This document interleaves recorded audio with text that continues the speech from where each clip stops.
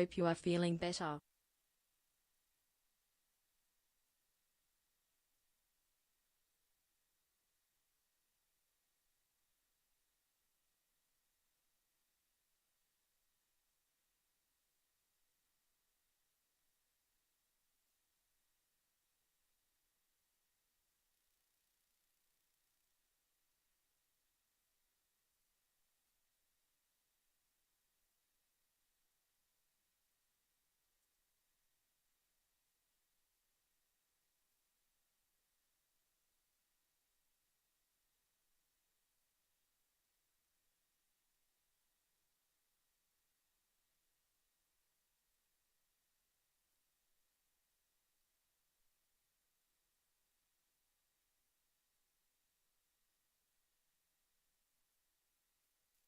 We good to go?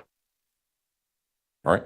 Court will call 20 CR 1358, People versus Letecia Stauch. Record should reflect the jury is not present in the courtroom. Is there anything we need to take up outside the presence of the jury at this point in time? Prosecution? Yes, Your Honor. Thank you. Good morning. Good morning. Last night, the council filed an SDT with regards to raw data of an MMPI-2 that Dr. Torres may be in possession of. It's my understanding that we already dealt with that issue as far as discovery goes. It was real clear, at least my recollection is, that the court said that information could be transferred to experts for evaluation. And so at this time, we're asking that that SDT be quashed. I haven't had a chance to talk to Dr. Torres about this, but I'm assuming the state hospital's position has not changed, that they're not going to want to disseminate the raw data from psychological testing. As you know, let me see, but I don't think I can get it yet.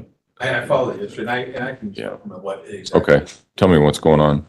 So, Your Honor, I had requested and Dr. Gray provided, as you remember before, the literature that they were basing some of their diagnoses on, and specifically, they had one article, and I can file this over. We can supplement it to the court. They provided one article specifically dealing with the MMP2 and that certain scores on that. And the article says which ones that you're looking at are some generally dissociative identity disorder is hard to score on the MMP2. This article that was relied upon evidently by Dr. Gray, and he said primarily in this, has certain scores though on it that are higher for people that they believe are malingering. And so all I'm asking, I'm not asking for all of the raw data. I'm asking strictly for the raw data on the MMP2, which is basic. It's just a multiple choice questionnaire that people fill out and then it's scored a certain way. The reason I am asking for this raw data is just for cross-examination purposes.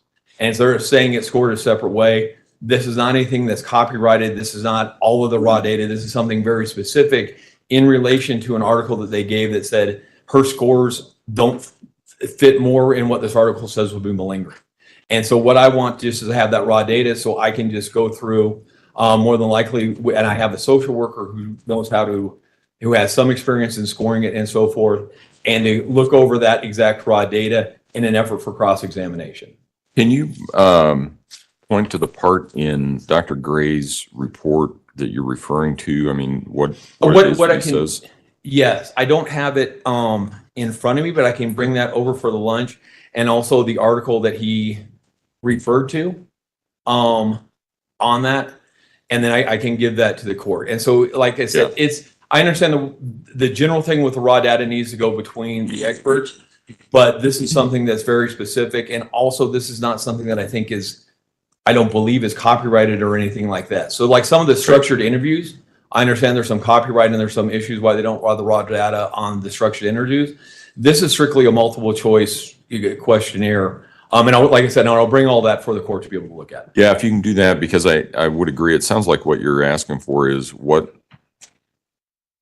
article was it that he was relying upon that said that perhaps the MMPI-2 may not be applicable, and you want to see that article so that you can... So let me rephrase. Okay. I have that article. Okay. That article says that certain questions Okay. on the MMP2, if answered in this way, indicate malingering. Other answers on this indicate a more legitimate dissociative identity disorder. And the Okay. article actually says what questions, what group of questions they're Okay. referring to that indicate this one way or the other. And Dr. Gray said he relied upon that article Okay. in scoring the MMP2 to come to his conclusions. And so I'll bring you Okay. Dr. Gray's report where he says that Bring me the report and copy. the article. Yep. And then so your honor can see that. Yes, sir. That'll work. Because we're not getting to Dr. Gray today, so. No, we'll it have was some next time. week, and I put the SDT for Monday. I don't necessarily need it on Monday. I just picked a date Sure. that seemed like it would work. Okay, But I'm fine, and we can move that down once the court wants to look at it over the weekend and make a decision. Yep. I don't think we're gonna get to them even next week, and so if I could, even like if I could have that stuff by Thursday, if the court That's fine. thinks it's appropriate, that would be totally fine. okay. All right. Is there anything else that we need to address? Not by people there, thanks. Defense? No, sir. Okay, let's go ahead and bring the jury in.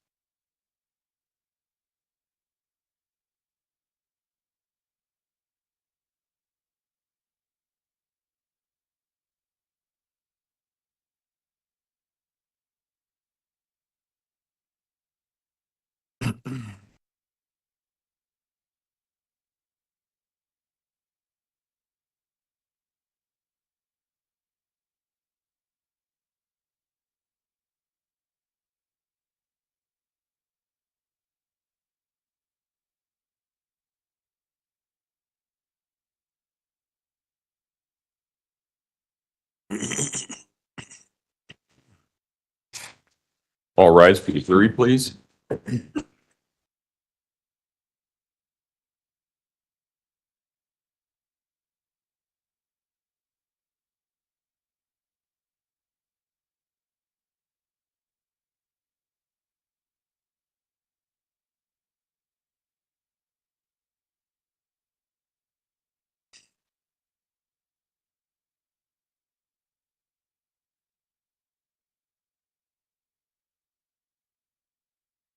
Thank you. May all be seated. Good morning, ladies and gentlemen. Again, we're going to start the same way that we have every other day, and that is with a question. Has anything occurred since we were last together that causes any of you to believe you could not continue to serve as a fair and impartial juror in this case? If so, please raise your hand. No response. All right, when we took our break on Wednesday, we were towards the end, but still in the midst of a video deposition, and I think that, or not deposition, I'm sorry, a video interview of the defendant, and I think that's where we're going to resume. Is that right? Okay. All right, go ahead.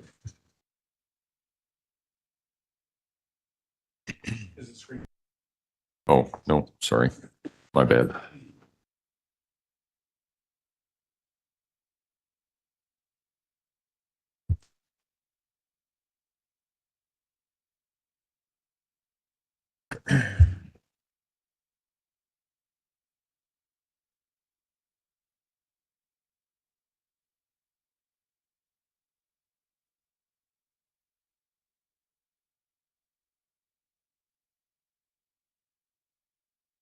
There we go. Yep. Certainly not me.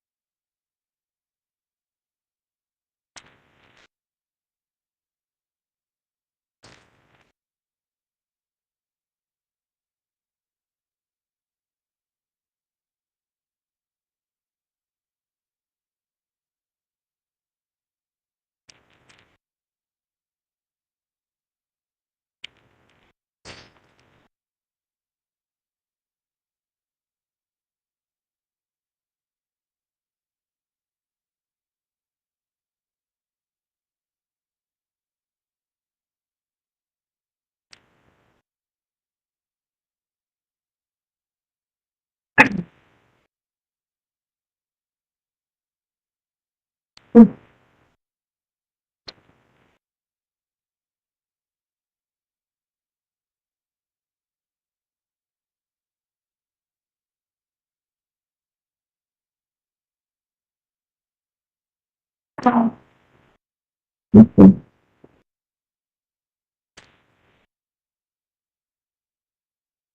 just accidentally peed a little.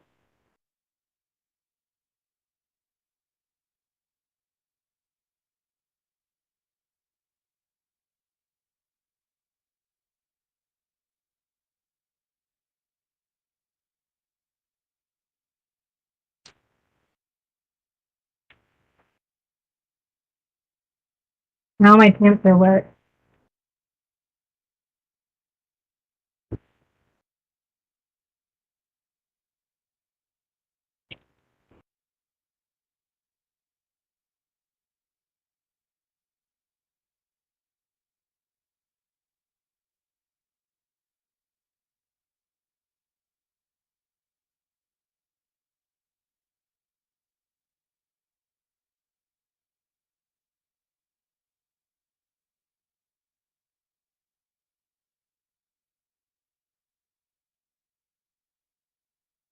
Oh.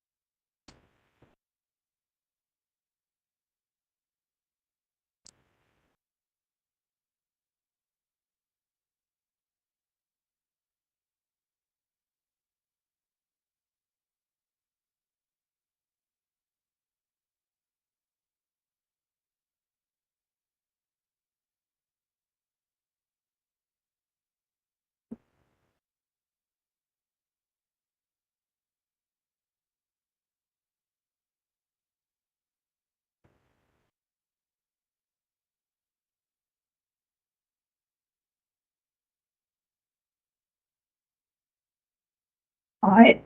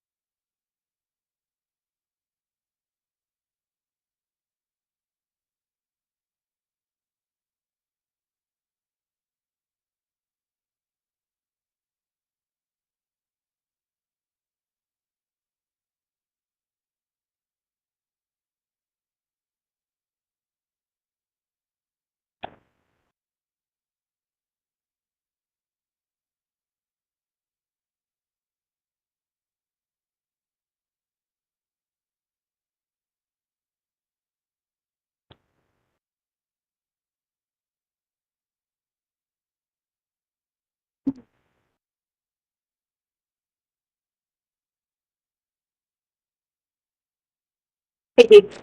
We're gonna take you to the restroom. Okay. We're gonna stay in there. The hall door is gonna be closed where you have your privacy, but we need you not to wipe. And please don't flush the toilet. Just so that we can verify that indeed you did not wipe, because what we're worried about is potential evidence of consequences. Okay. Okay. Hi. You can leave your things here, so we're just coming right back into this room.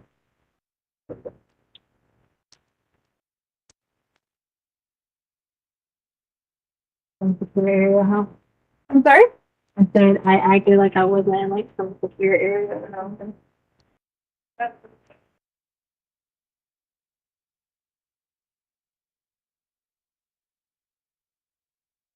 fine.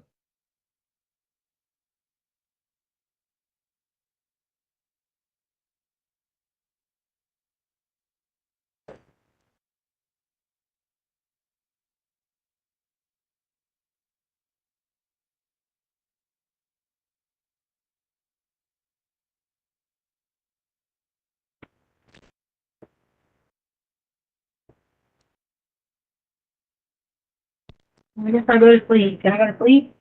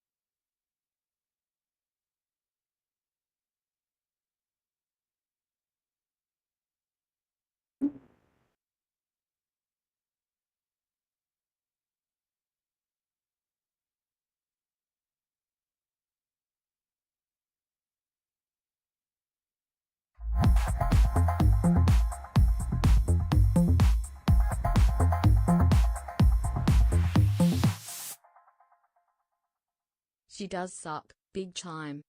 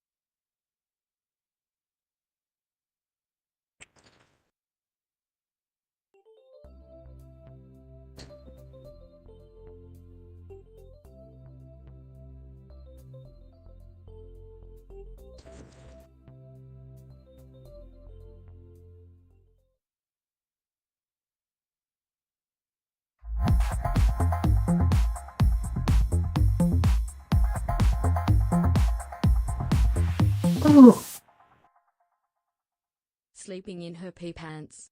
Why am I not surprised?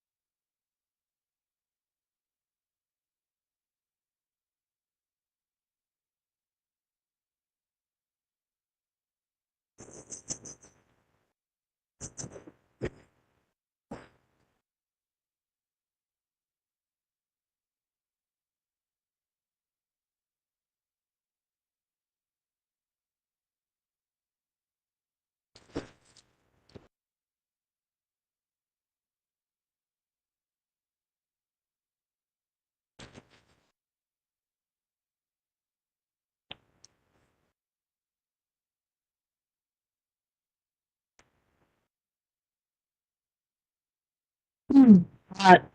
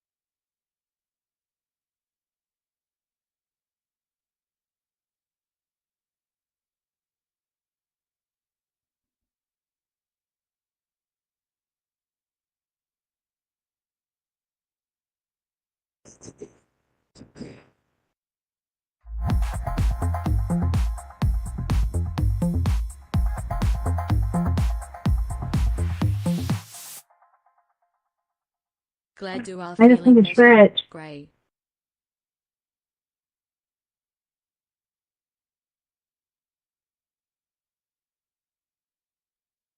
Oh.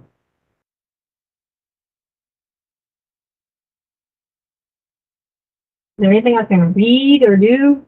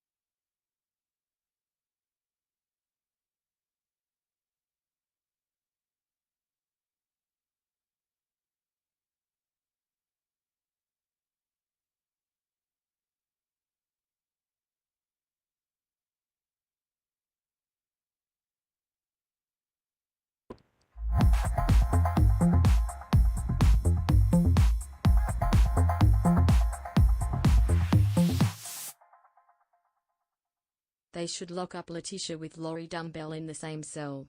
Let them catfight it out for the top bunk. Zany face, zany face, zany face.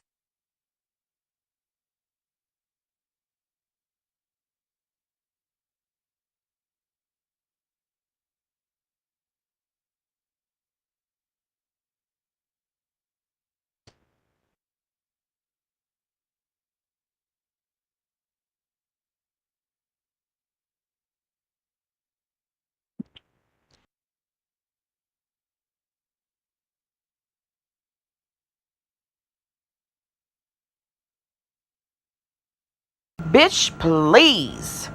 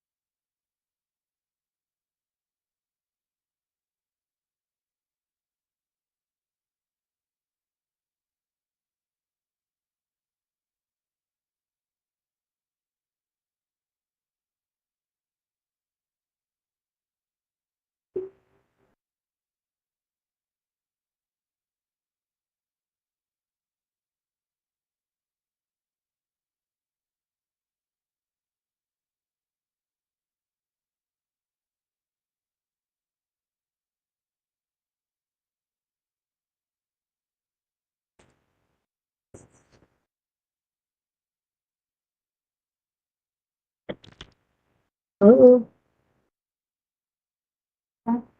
He's waiting for the bun. Yeah, she comes home. Really, he's not gonna read? Well, I'm reading the book for it.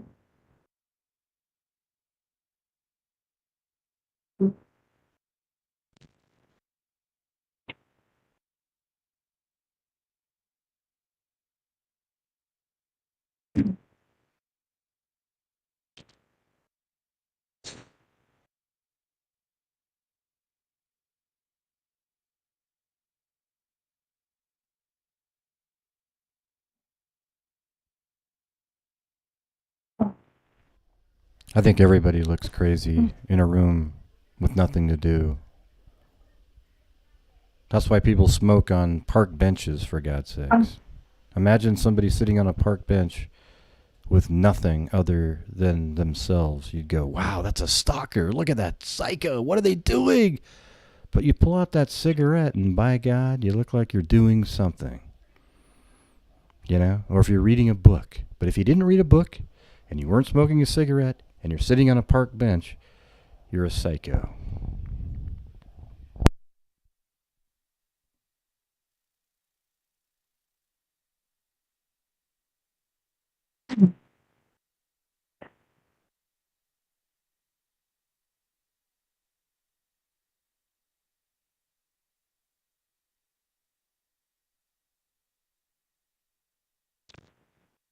See? I'm having really bad chest pain. Like right here. Okay. My chest, that's so Okay, sit down. We'll call for help. bad chest pain. I need to probably Okay, get out of the clothes in. just sit in the couch. So you tell me we can't do it. I'm telling you, we're gonna call for help right now, but I want you to sit I down. can't breathe. I'm just asking to be out. I can breathe. No, Tight and closed and I'm claustrophobic. you just need to sit down on the couch. It's really hurting. So. Sit down on the couch. I can't breathe. I'm just asking you to open the door. Five on the medical response. I just want to breathe. I'm asking you to keep the door open. That's all. No, now we're gonna have to call you an ambulance because you said you got chest pain.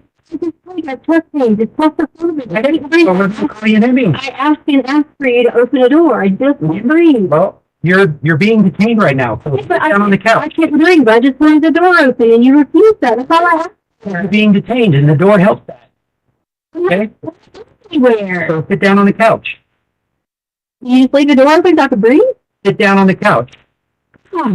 I told y'all earlier I was claustrophobic and had really bad anxiety and I take Paranormal for it. Yeah, well, you're claustrophobic until No, excuse me, I take lorazepam every day, and if I don't take it, I could have a panic attack. I take the own panic attack. So you are misquoting what you heard, sir.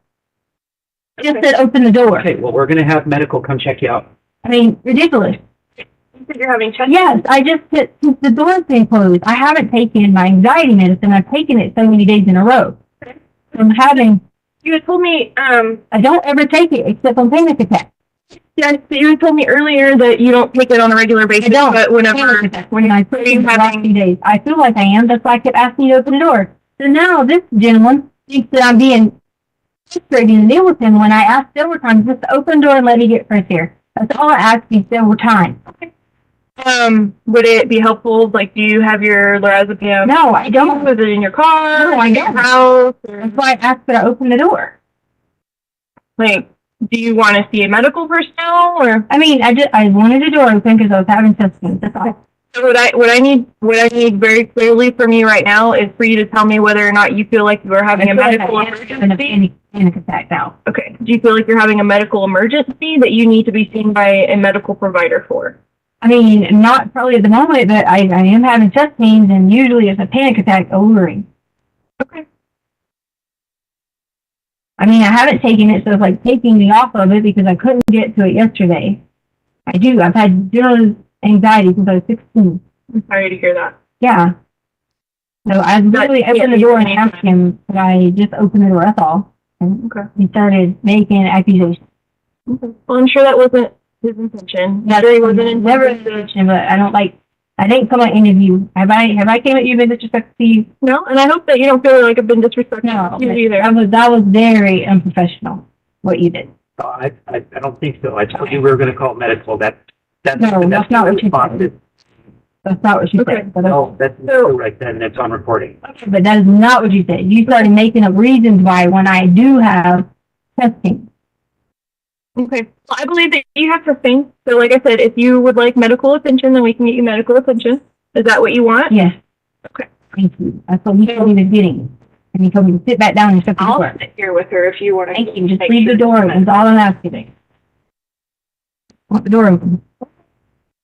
So, we'll get somebody to come check you out. Do you have any kind of, other than the anxiety disorder, do you have any other medical conditions that we should be aware of? No, I'm just hungry and tired, and Okay. when I get like this, I panic attack. Okay. So, I mean, I gave you a hot pocket earlier. Is there something else that I can get for you? Do you want a sandwich? Do you want have burrito? I have tamales. We have all kinds of stuff here. We can order something if there's something that you need to eat. You just got to tell me what it is. What would you like? I mean, obviously, I'm not going to buy lobster, but what would you like to eat?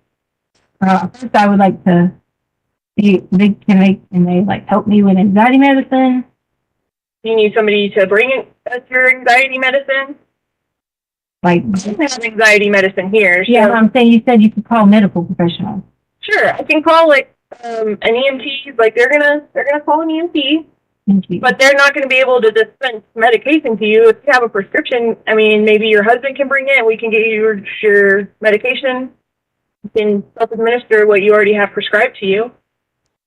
Sorry, I'm pulling up right here. Huh? My bird is blowing now.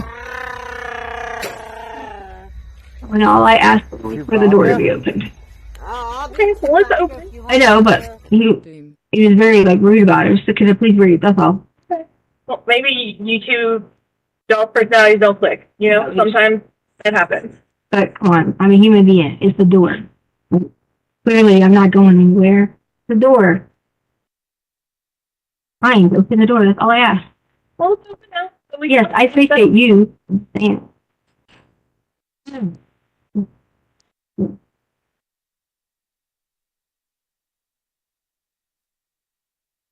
If there's anybody at your house that can bring your medication. Sorry. My medication is not at my house. Probably. We have book bag, so yeah, it's probably in my book bag. Put it my friends on right here. But I don't have a number because you guys took my phone. Well, if you want to tell us your passcode, we can get the number out of the phone if that's You what guys you're gonna do. already had the passcode, because I told you plainly earlier when you were here about something, I said the code for, I think it's the same password we use for everything. No. I don't know what that passcode is.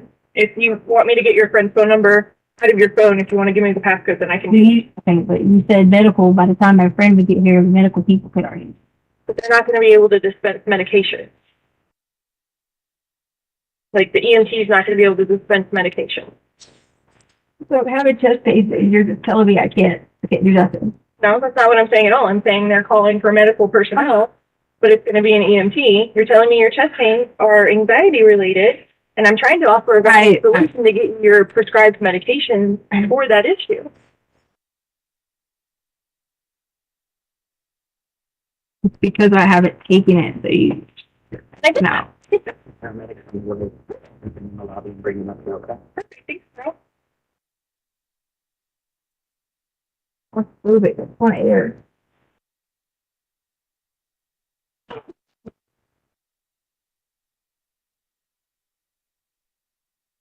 Do you have any, like, some people, whenever they have anxiety attacks and stuff like that, they have, like, little, like, songs that they sing to themselves or things that they think about that kind of help calm their mind, calm their anxiety.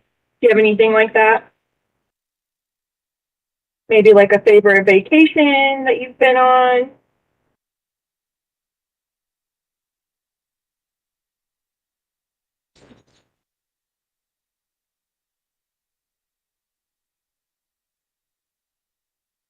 I'm trying.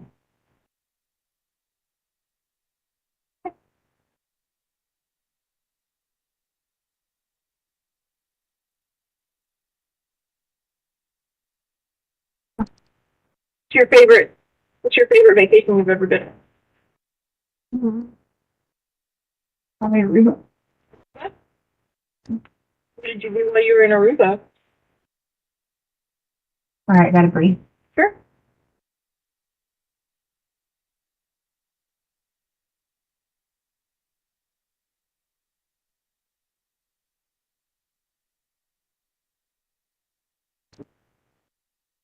Fighting, like, right here, you know?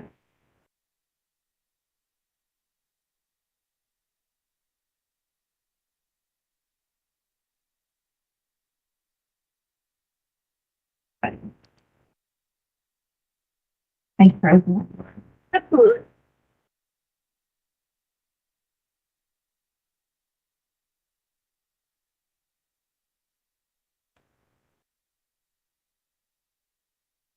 Oh.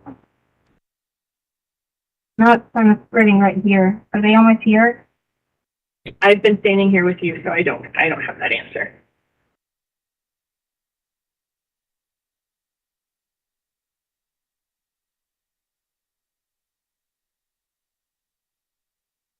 When was the last time you took your lorazepam? Okay. I'm saying, like, you take that, like, that quality in the mouth, you can't just not take it the next day. You have to, like, Right. So I'm asking, when was the last time you took it? so I was taking it yesterday. What's today? What is today? Today It's the is day of the week. Wednesday. Yeah, so I didn't take it Tuesday or today.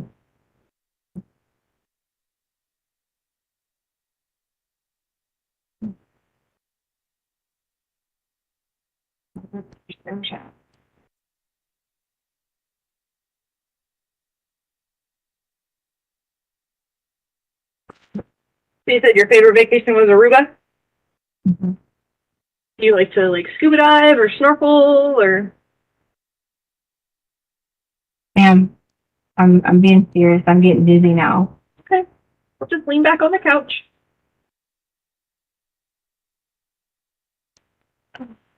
Yeah, like moving activities. Floating activity. Yeah. Oh, oh, oh. Yep. Feel free to put your feet up if you need to. I don't care about y'all taking my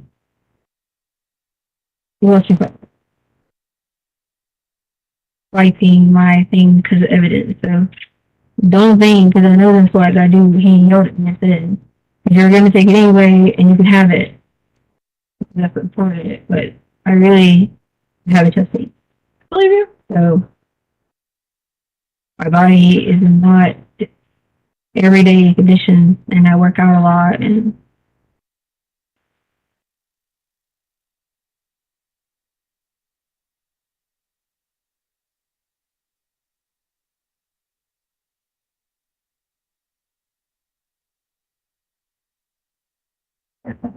right now.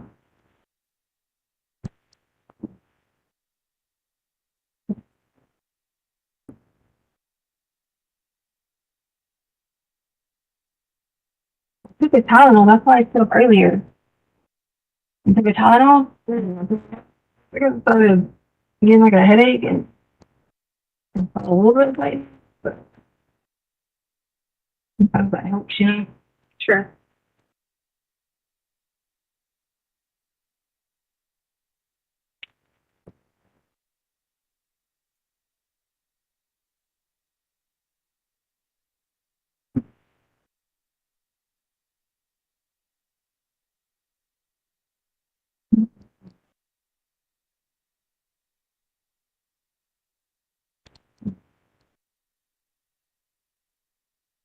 Maybe I'll go with sunburn.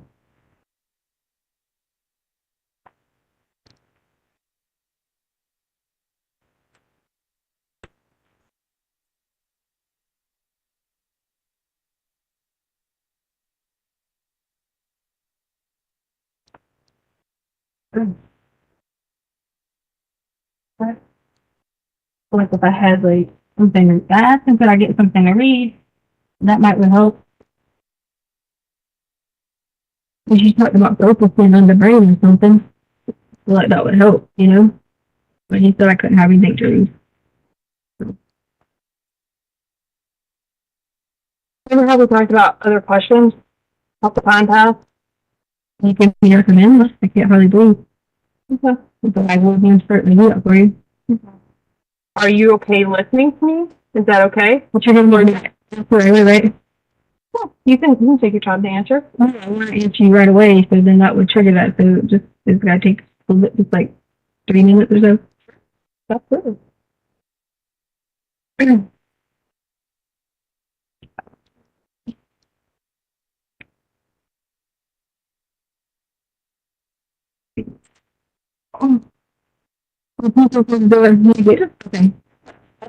It's great again. It's hard to breathe in here. Why does it sound like hard to breathe? Please get stuffy after a little bit. They do. You do? Yeah, I mean, we got one. Yeah. You know.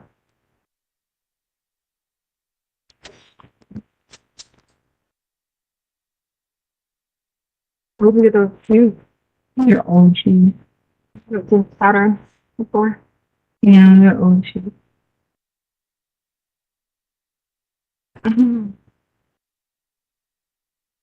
All the Nike freaks are like that.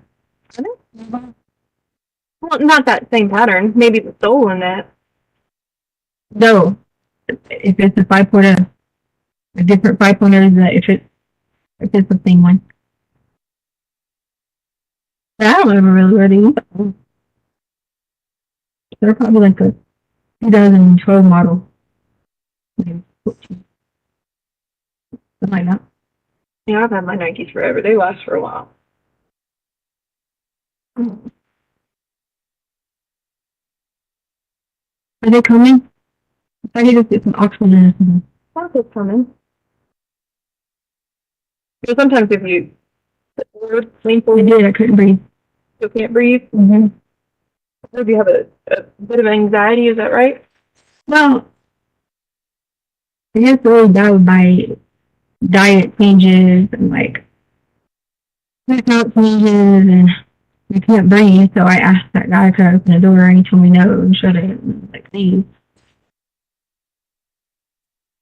Is that light blinking out there? Yeah, it blinks.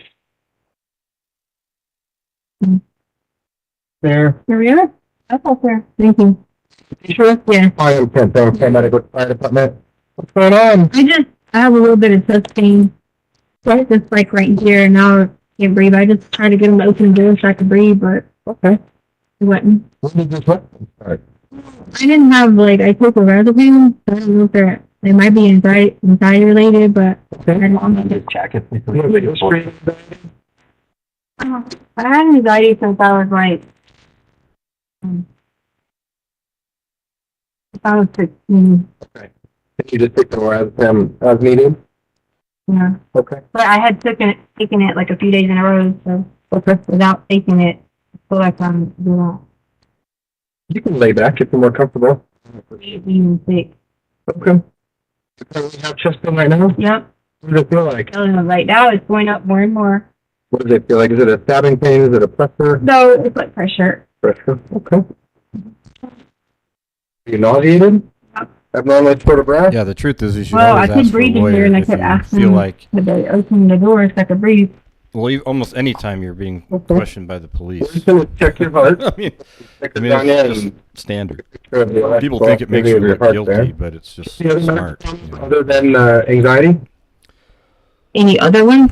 I mean, like, dealing with that area or in general? In general? I mean, we all think, oh, Do you have wow. any other medical problems like We all hate sugar, Letecia because we do, diabetes, Yeah, like, pressure, yeah, we like all hate asthma. Letecia, so asthma? everything she does, we want to look at that you like, say. Do you have any Oh, other man, what a diagnosed monster, what a medical history monster. from a doctor? They in diagnosed, reality, no. Do you take any the way the medication cops kept her in every there day that other first than the half of this lorazepam we already video talked about? was ludicrous. Not every day, no. I mean, it was The like medicine do you take daily? creepy as hell if you watched What it it's last called. week, I What mean, is it or for? on Wednesday, I mean. Mhm. Vital. Do you have any allergies to medication? It was creepy. Mm, Like, no. they wouldn't even let her, like, they kept What's trying her to block birthday? her way out the door, and she was just, can I go? Mm, Well, we need Yeah, you to, that's we fine, want not you you. to stay How here old are for you? some tests and everything, and, oh, can I How old are go? you? Well, I mean, if we could, and they just kept blocking her way. It was so Oh, strange. yeah, it's very hard. No.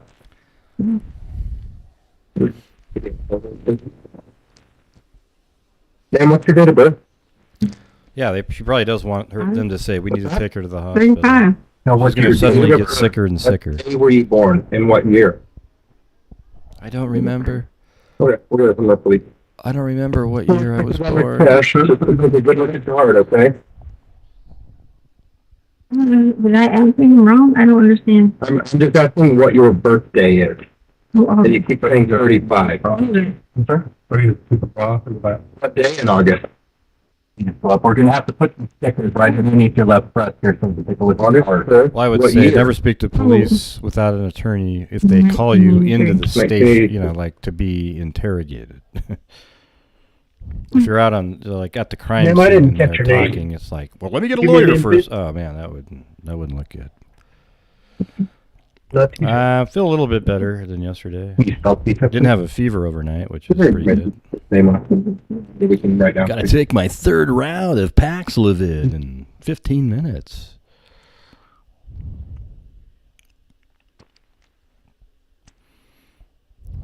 But if you want to get the head Dan, stomping when's the last time you had taco problems in, with your feel free. anxiety? I have it every once in a while, like, whenever I don't eat and don't, I don't know, like, Later they exercise told her and she was being different detained. routine. After she changed her story. Any drugs or alcohol today? Mm-hmm. Yeah, But I understand what Simple Life Days is it's been thinking too. earlier before we went to the bathroom. I'm asking if you took drugs or alcohol. Oh, yeah, like, I don't know.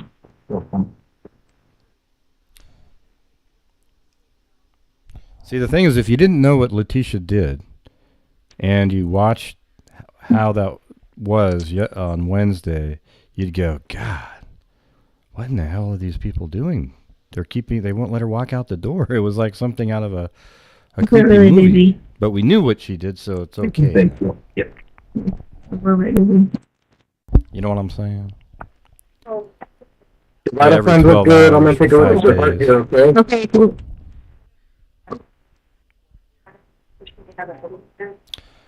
Yeah, what I would, if you suspect you have COVID, just get like 9 tests. Keep taking. The second you test positive, call your doctor and say, "Hey, I need Paxlovid." Boom.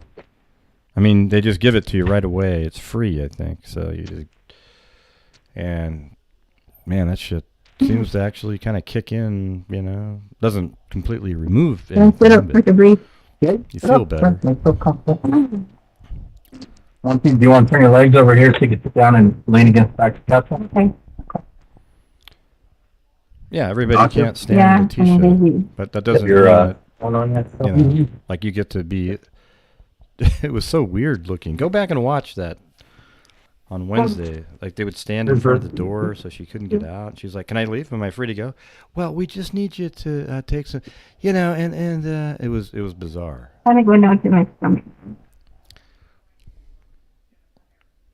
But see, here's the My thing right is, ear. if you don't completely go, "Gosh, everybody, let's all, everything, single thing is really horrible," and be all dramatic about it, then people watching get upset. That's the part I don't like. You know, it's like, just be rational minded. Think about things the real way, not the way you want it to be, okay?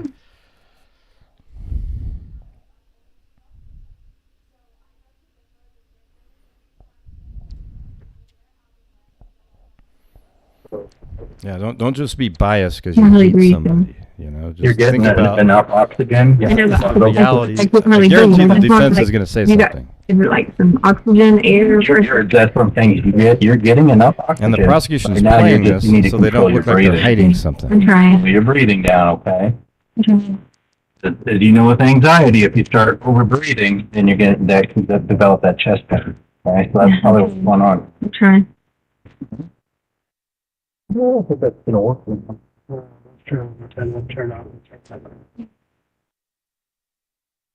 Right now, the paramedics are discussing what they're looking at on the monitor. Okay, They're looking for- right here. Yep, they're looking at it right now. Why am I doing this? I just am breathing. That's all. I'm sorry? I just am having breathing problems. That's all. Mm-hmm. Not, Pretty consistent with your anxiety. not like this. I don't need this. Yeah, I got me. Did you go? Well, I'm sending it right now. Ma'am, would you like to go to the hospital? Yeah. Your heart looks good, everything looks normal. Yes, I want Okay, which hospital would you like to go to? I mean, I don't even know where I'm at. Okay, you're doing town, so Memorial's the closest. Okay. Yeah. Sounds good. I probably stickers.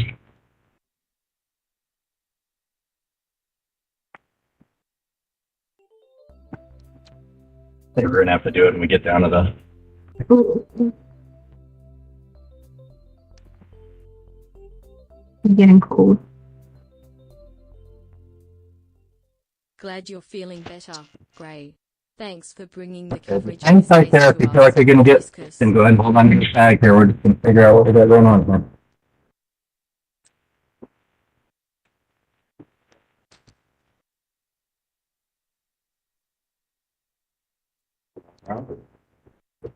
Yeah. All right, let's go ahead and, we're gonna walk out here to the, all your things. Are those your sunglasses? Yeah, your tools and your sunglasses. I'm gonna put them in there. Do it. All right. Yep. I need to get cut this off.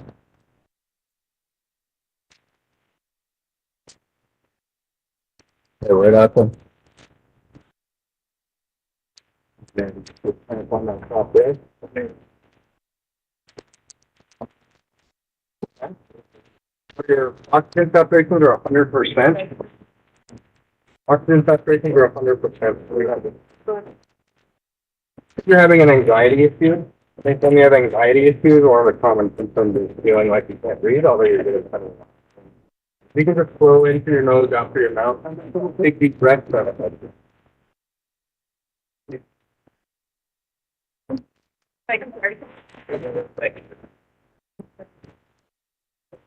Yeah, so just take deep breaths in through your nose and out through your mouth.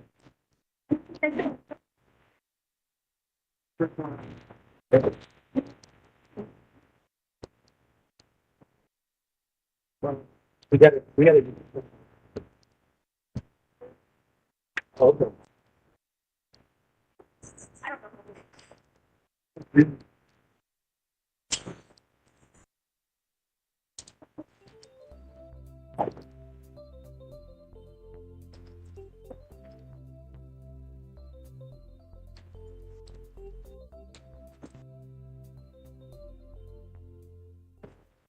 snowflake.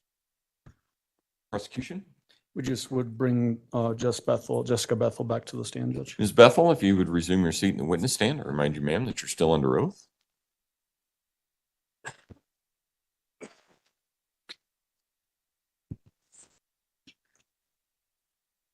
Good morning, Miss Bethel. How are you doing? Good morning. I'm well, thank you. Good. You told us on Wednesday when you were here how many homicide investigations you were involved with. Can you remind us again how many that is? Over 100. Is it fairly common in your experience that when people are at the sheriff's office on a murder investigation and detained that they can get very nervous? Yes. Is that what was apparent with the defendant there at the end of that video? Yes. Overruled, I think she can offer an opinion regarding her experience based on other, the responses of other people that she's been in contact with. So go ahead and answer that. Yes.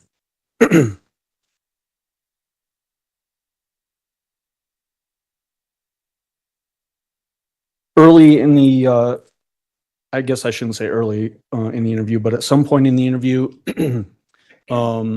it appeared that the defendant was trying to leave the interview room and then a separate person comes in and has her phone. Do you remember that portion? Yes. Who was that other person, first of all? That was Lieutenant Mitchell Mahalko. Is he with the sheriff's office also? Yes, he is. Was it very apparent by her actions at that particular time that she wanted to leave and wanted to take her phone with her? Yes. When she showed up at the sheriff's office, do you know how she got there that day? She drove herself in her Tiguan. And is that when we had testimony from another detective? Is that when it was observed that it appears to have just been recently washed prior to driving down to the sheriff's office? Yes, that's correct. We see the medical folks come in, the ambulance folks. Where did they take the defendant after leaving the video there? They took her to Memorial Hospital on Boulder. Is this, and we've already had testimony from forensic nurse examiner Amanda Van Nest. Is that interaction with the FNE, the nurse, does that occur as soon as she gets to the hospital when she leaves the sheriff's office here? That interaction did not occur immediately when she got to the hospital, no. I mean, the same day. Yes. That's what I mean. I shouldn't have said the word immediately. But she goes from the sheriff's office by ambulance directly to the hospital, and then at the hospital is where she interacts. Sustained. Rephrase. Sure. Does she leave directly from the sheriff's office in an ambulance? Yes, she did. Did the ambulance drive her directly to Memorial Hospital? Yes. At Memorial Hospital, is that when she had contact, she being the defendant, had contact with forensic nurse examiner Amanda Van Nest? Yes, that's correct.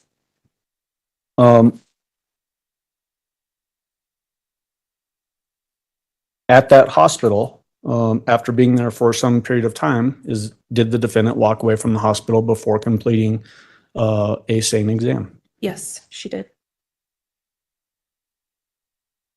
So did this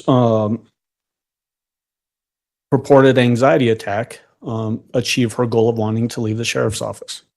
Ultimately, yes.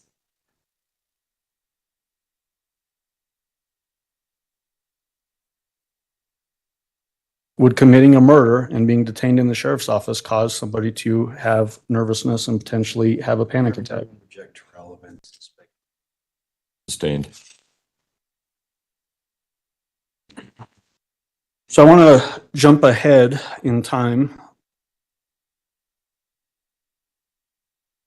After the defendant left the hospital on January 29th, were you aware of where she was? Throughout the investigation, I was aware at certain times, yes. Okay. Were you aware of when she actually moved things out of her house on 6627 Mandan Drive? Yes. What day was that? The 31st of January. So 2 days after your interaction with her at the sheriff's office? Yes.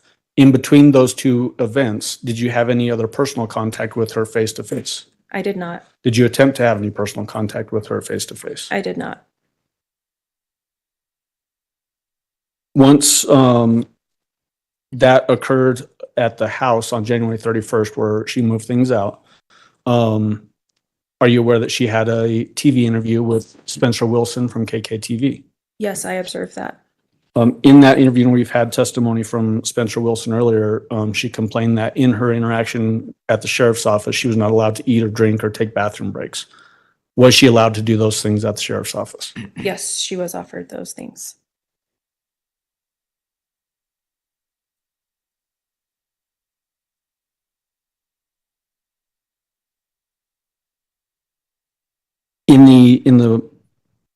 In that interview that we just watched over the later in the day on Wednesday and then this morning, at some point the defendant made a reference to you about, well, you've been in my house, you know what it's like there. When did you actually ever go to the house? I went to the house, I believe it was in February. February 21st, sound right? That does sound correct. Is it typical that the lead detective potentially wouldn't have to go to scene like that, at least early on? Yes, they would go typically early on. What about the idea that at the beginning it's reported as a runway and you don't know necessarily that where a scene might be that you need to look at? Does that play into the fact that you don't go as early? Yes. This is leading. No, it does not suggest the answer. Overruled. Go ahead. Yes.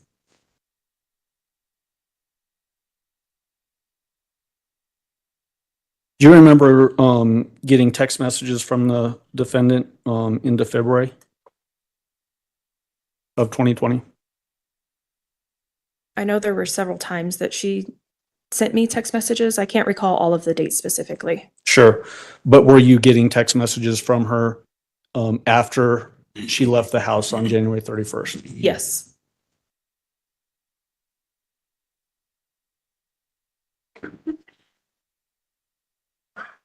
Did you become aware of the defendant attempting to get her passport and bag back from evidence? Yes. Do you remember when that occurred? I believe that was also on the 31st. Okay. Did you get a text message specifically about those things, needing to get her passport and bag back? I do recall asking about a passport. Do you remember when that was? I don't recall the date, no. If I showed you your report, would that refresh your memory? Yes. Okay. Your Honor, may I approach the witness with her report, which is pagination 010980. You may go ahead.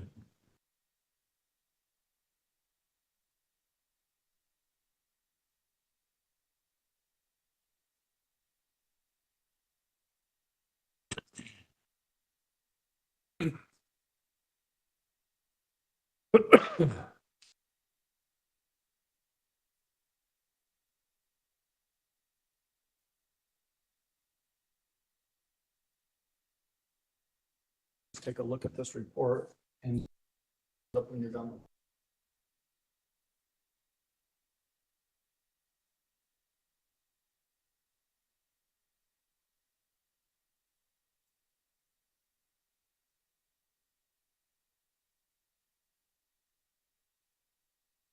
Do you remember that text message?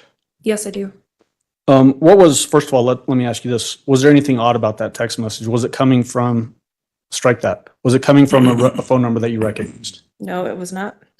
Did you, based on context, were you able to determine who it was coming from? Yes. What was that context that gave you that information? The person texting said that they did not do anything to Gannon and that there was no negligence on their part. Okay. And so that led you to believe that it was coming from who? Letecia. I'm going to retrieve that report from you.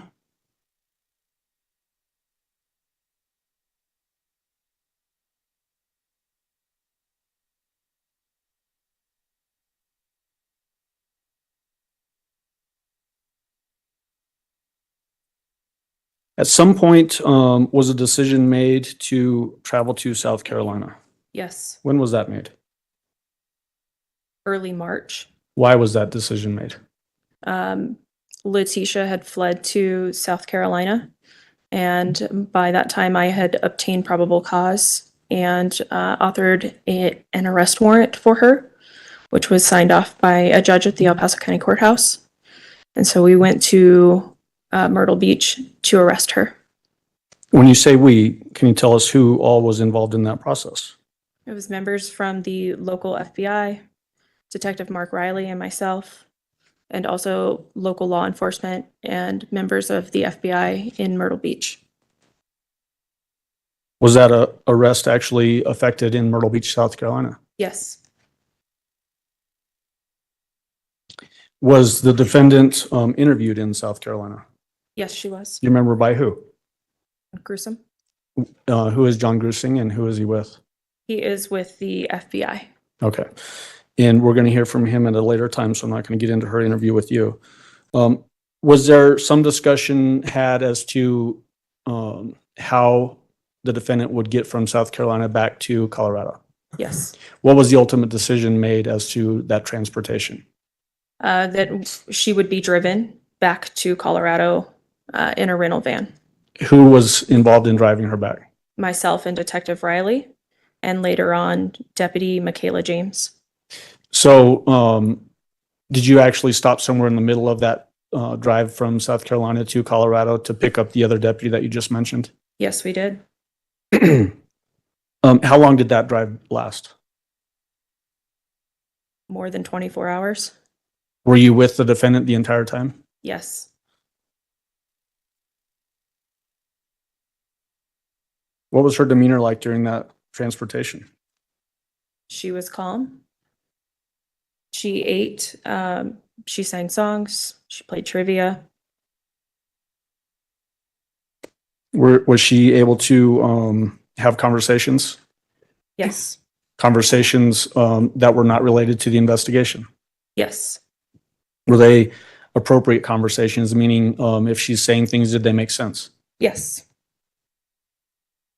Was she able to eat and drink? Yes. Was she able to use the restroom? Yes, she was.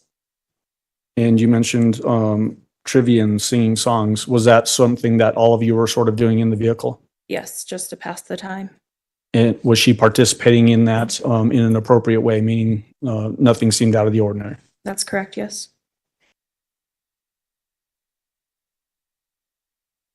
The entirety of that transport from South Carolina to Colorado, was that audio and video recorded?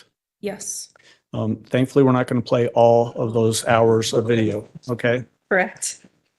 But why was that audio and video recorded? I was concerned with her previous behavior that she may do something. And so I wanted to have documentation of the transport. Okay. So I want to bring up to you People's Exhibit 338.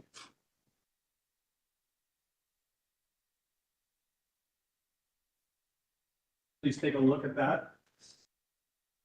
And let me know if you recognize it. Yes, I do. How do you recognize it, first off? My initials and date are on it, and it is a GoPro video of the extradition. Can you say that it's a what video? GoPro? Oh, Is it only a portion of that hours-long transportation from South Carolina to Colorado? Yes, just a very small portion.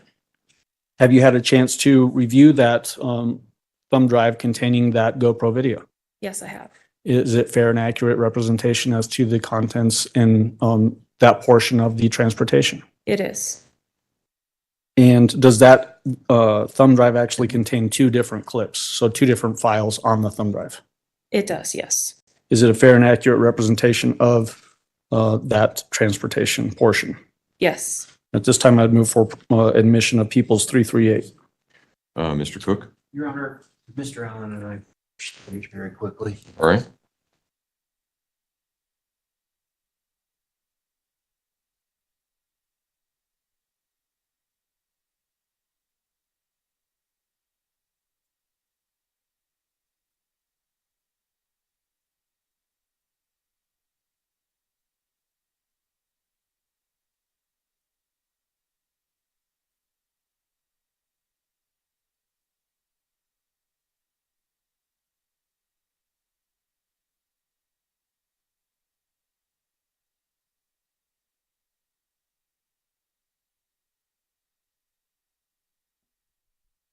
See, just like in the Arias case, when I merely stated that the gunshot was first, there's no doubt, and the prosecution invented the knife being used first. People got so angry because then I'm all of a sudden I'm defending Jodi Arias. I think Letecia Stauch absolutely murdered Gannon and did it, and she's not crazy or anything like that. But when you go over these trials, you can't be tunnel vision people, okay, where you All right. don't notice Exhibit 338 things will be that aren't. admitted. Yeah, Go ahead. that doesn't make sense. Permission to publish, Your on Honor? the You may, go ahead. prosecution side. Well, actually, before I get into publishing that, so what are we about to see in People's Exhibit 338? Just to give some context. The first clip is a view of Letecia along with Deputy James in the back seat of the van. They're sitting in captain's seats. And during that portion of the video, you can see Letecia moving around slightly. And that's because her hands are handcuffed to a belly band around her waist. And she is manipulating her hands out of the handcuffs. And she obtains a Monster Energy can, and she strikes Deputy James in the face with that full unopened can of Monster Energy drink, and then struggles with Deputy James. I myself have noted several pre-contact cues where she is glancing at Deputy James' waist area where her gun was kept.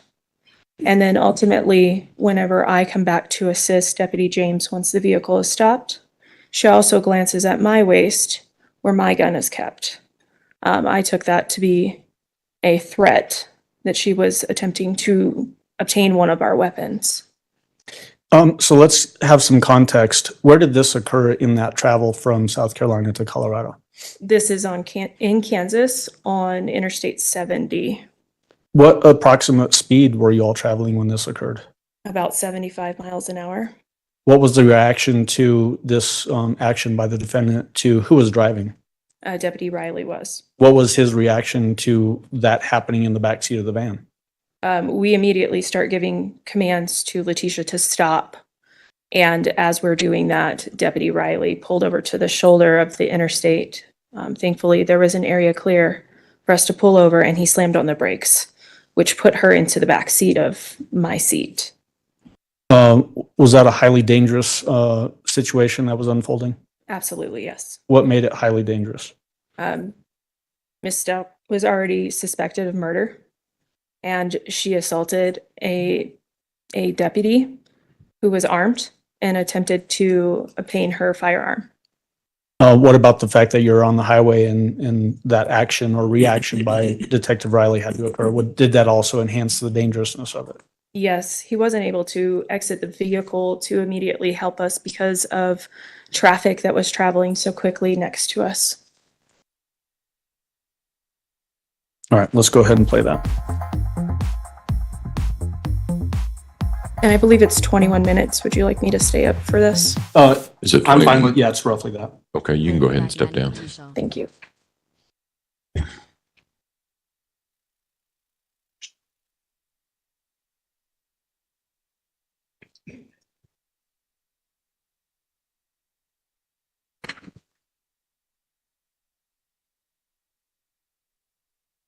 You ready?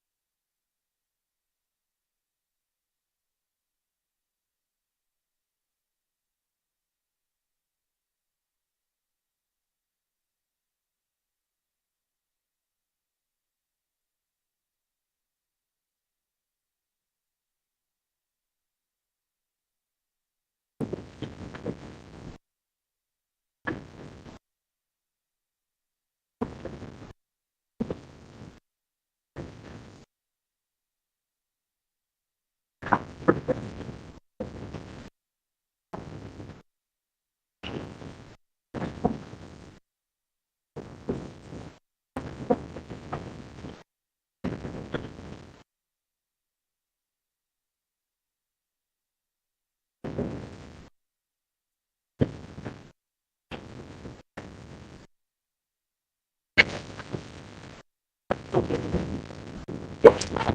keeps threatening me. Stop. She keeps threatening me. Stop. She keeps on threatening me. I have stopped it. She keeps on. You got out of the streets. She keeps on. Threatening me. I will for you. She keeps Put your arm down. Put your arm down. She down. keeps threatening me the whole time. Tisha, give me your arm. I will to you. Tisha, give me. Tisha, give me your I will arm. to you, but not to her. Cooperate with me.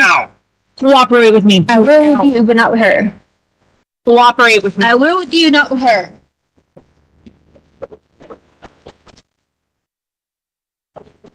Tisha?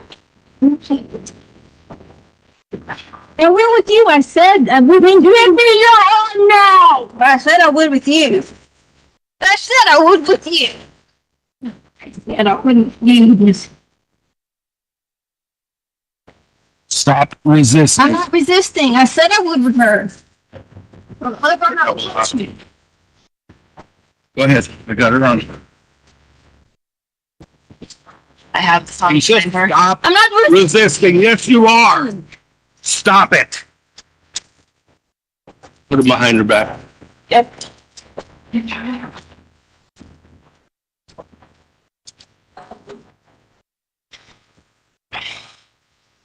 Tisha, stop it. I'm not even doing anything.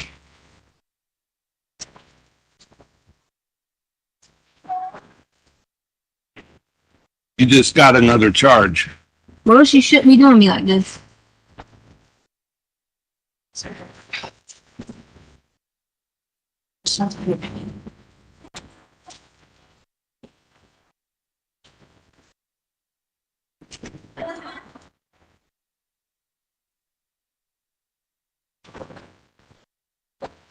Stand up. Stop trying to turn. I'm not trying to turn. You can stay that way the rest of the trip. Here's what we want to do. We want to the nearest detention facility. Oh, Everybody knows where. well, could you please untighten it from my hands? Not right now, Tisha. Yes, it's all my arms. Lean forward. Lean forward so I can adjust it. Stop manipulating the thought. Eating you.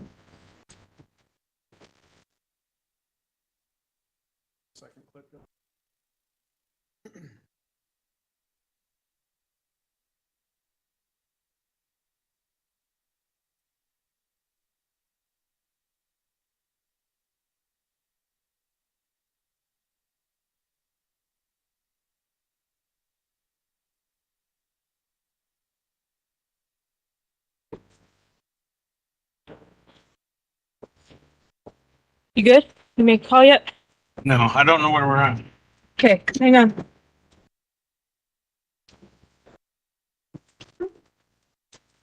Lock the doors.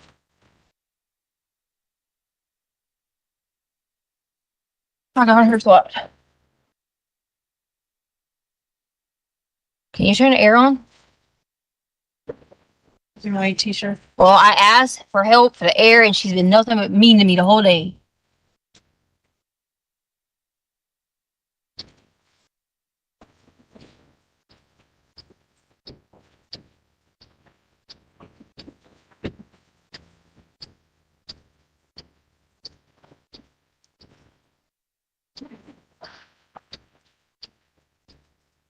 I can't breathe.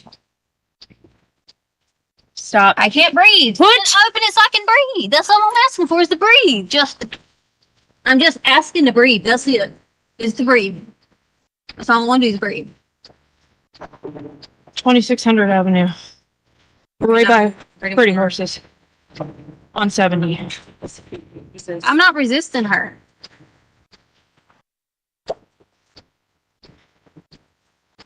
You're hurting my arm. My phone is jacking up cold. You're hurting my arm. You're hurting my arm. Tisha, I just stop. want my arm. It's hurting my arm. Just let my arm go. It's hurting my arm. The more you press against me, the harder I'm going to press on the I understand. It's not the pressure point. It's my arm. It's bent backwards and it's hurting. Can you just take Yes, her ma'am. off This my is arm? Detective Bethel with the El Paso County Sheriff's Please, Office. off my arm. Need a marked unit I am. to the 2600 block of It's pulling my Interstate 70. pulling my wrist, please. I have Letecia Stauch in custody. She's just attempted to escape and she's trying resisted. I didn't try to Hold escape. on. Bitch, please. No, I didn't open the door to breathe. Yes, ma'am. I'm on I-70 westbound in the 2600 We block. were calm. We were not doing anything, correct? Can you please, but as with my wrist. Let me speak Drama. Okay. As soon as you try to open that Do you door. remember the last mile marker we hit? The door so I could breathe. It's hot. I asked you to help me, but you just lean over and don't help. I said, hey, could you please find out how to turn the air on? Hey, the whole time you've been nothing but rude to me. Letecia. I'm just putting my arm down because it's hurting. I didn't try to escape or anything. I legit opened the door to breathe. Detective Jessica Bethel with the El Paso County Sheriff's Office. Extradition in Letecia Stauch. Ow, my arm is hurting. I am in a gray Chrysler minivan bearing Michigan plates. We have the hazards on and we're on the shoulder of the road. Tell them to pick it up. And we need a code 3 response, please. You said you would help my arm. I pressure. Nope. She's assaulted.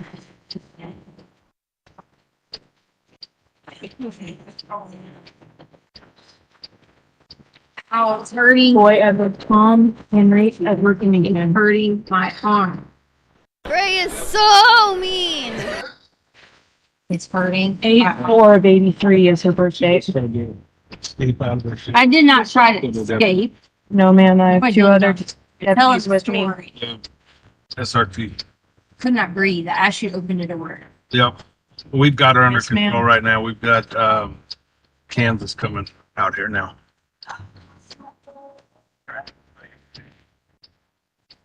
Well, we're gonna get some Yes, other equipment to at least secure her, or No, at ma'am. least have them, somebody take us or escort us to the border, and then have one of our people come to the border.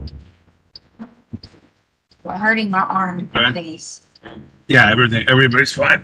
You're good. Hit her with a fist. She got out of her cuffs. She slipped her cuffs and She hit slipped them. a deputy and tried to escape. I did not try to escape. So that's what our plan is. So if you can, I don't know how far we are from, Nope. but We're all as okay. soon as we get an escort to the. We just need a secure unit to transport further.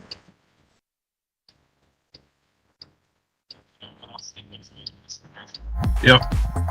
We're gonna have, is that for state patrol? We'll have them escort us to the Colorado Are border. you having a state patrol? Well, my arm is hurting. Or who's dispatching out, man? Before you move, you have to tell me where you're trying to go, okay? Okay. No, I just want to get off my arm. It's hurting. Okay. I understand, but if I feel like you're Right. trying to pull against me, one of those two, you're trying to make. If I could get a state patrol officer en route as well to help me escort to the Colorado border. Lift my head off. We look like we're good, use your time, to understand, we'll see what we can do.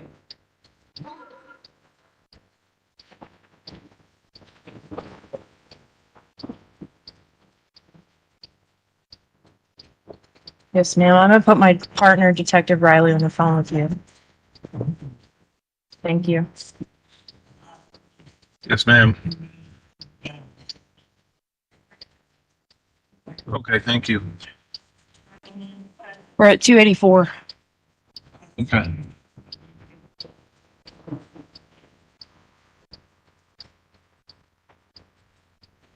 Wait, what is that? Is that her face in the middle of the screen there? Looks like a weird creature.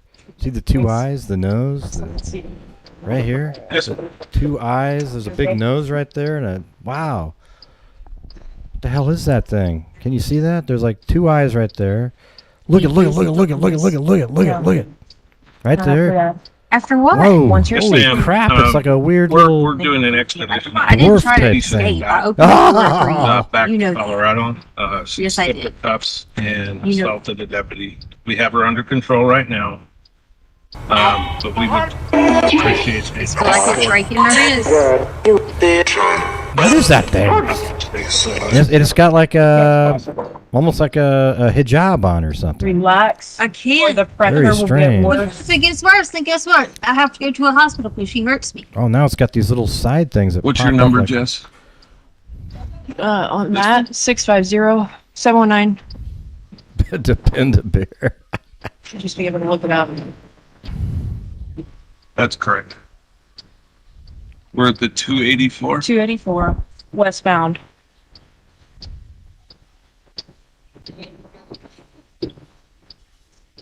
My wrist is hurting. This is hurting. Relax. I can't. My wrist is breaking. Your wrist is not. It's breaking. hurting. The more you I look, the didn't more- see your email, Allie. Thank you. Kohler. Allie Kohler. Relax. I don't I'm think. trying, but it's hurting. Like things are hurting my Stop wrist. moving.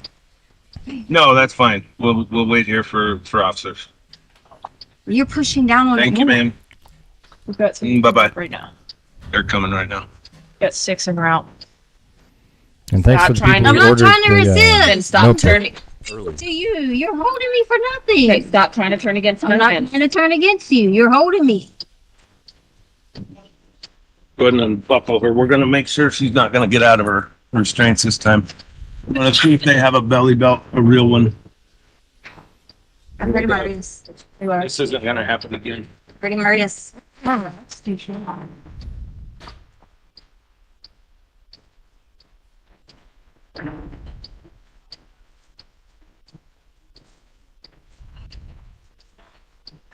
I'm not doing anything. She's doing that. I'm not doing anything. Not turning against. I'm not turning against you. You're doing that to me on purpose. Thank you, brown-eyed girl. Da-da-da. See? Look what she's doing on purpose. Look. Stop turning. I'm not turning. Stop moving. I'm not moving. Relax your body. My body's relaxed. Thanks, Gray. Stop. I'm not doing anything to you. You're trying to choke me now. Turn your head. Okay, you wanna bring her out? She's out of her cuffs right now. No, we got her back Got her in, back in. but The vehicle. they're slapped on. I mean, they're not good. We'll bring her out. We'll double lock them. Pull them out. Bring her out. Wow, that actually was her face. Step out, Keisha. Oh, she choked me now. It hurts.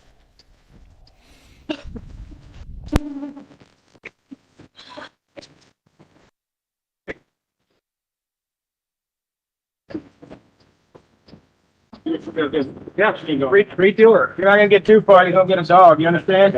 I'm not doing anything. I didn't try to. You better run fast as you Well, I didn't try to run away. I opened the door so I could breathe.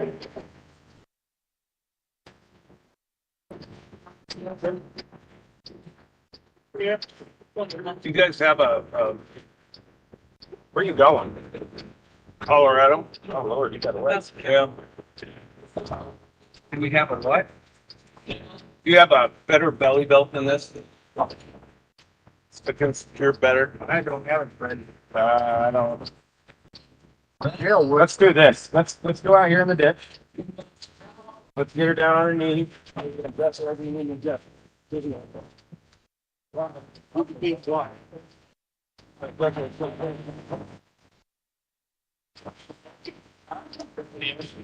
No. They have 3 of them transport one person. Yes, they did.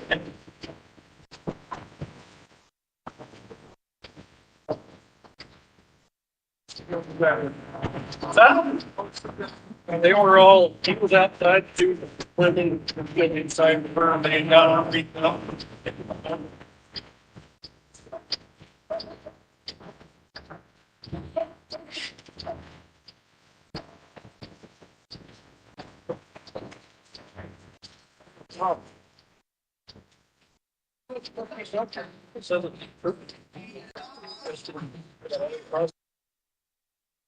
If we could just have Miss Bethel come back to the stand, or do you want to take a break? I was gonna request we take a break now. That's Is this a good breaking Yeah. point? Okay.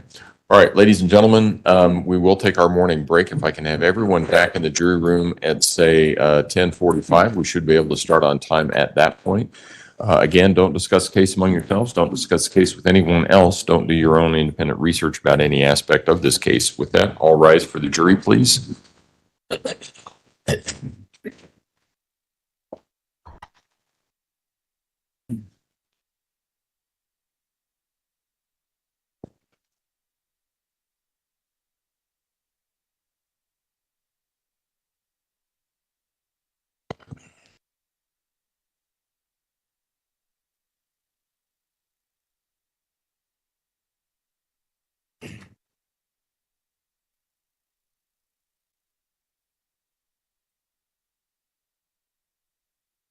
Thank you. You may all be seated. Record should reflect the jury has left the courtroom.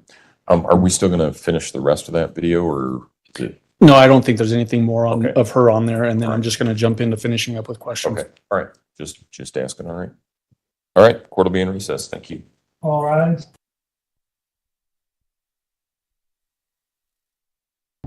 All right, everybody. Awesome. Basically, all I have today is my little cough. I have cough and, a little phlegm coming out of my lungs a little bit, but just a little bit. But I don't have a fever or anything. I almost feel pretty normal other than what I just said. Kind of. I don't know. It's weird. It was strange. Last night, it was after the show. Wasn't feeling great during the show. And just before I went to sleep, I had a cough drop, and I felt almost completely normal just as I was heading to bed.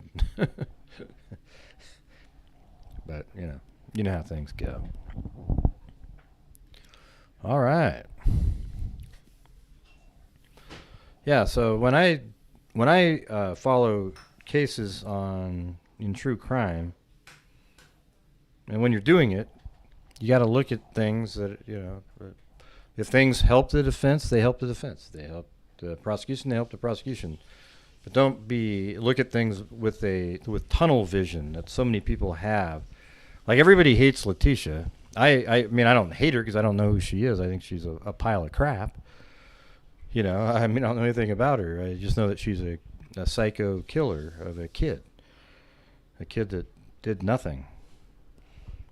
So everybody. So what they do is when they hate somebody, it blinds their critical thinking ability, and then they'll always say, "That's not true, Gray. I just see it." No, it is true. Okay, it is true. I've seen it over and over and over again. And if you don't say every single thing in conjunction with all the people who hate, just hate only, emotional thinkers, then you're an enemy of theirs. So just think of it like this. You might as well unsubscribe from this channel if you have to have confirmation bias of every single thing that you want to believe from me, because I just tell you what I'm observing from a everybody has some biases and whatnot and shit like that. But I just try to look at things critically. Like, I thought Wednesday when we were watching that, when she goes, "Well, am I free to leave?" And they never said, "No, you're not free to leave." They said, "Well, we'd like you to stay, let me," and they kept blocking the door from her and wouldn't let her leave. And it was creepy as shit is what it was. I was just thinking of, and then later they said, "We're going to hold you because we're trying to obtain a warrant." Well, you don't have a warrant yet. Okay. So you got to look at it like, what if it was you and it wasn't a case quite as bad? Like, it was just something, like they're detaining somebody. They can't do that.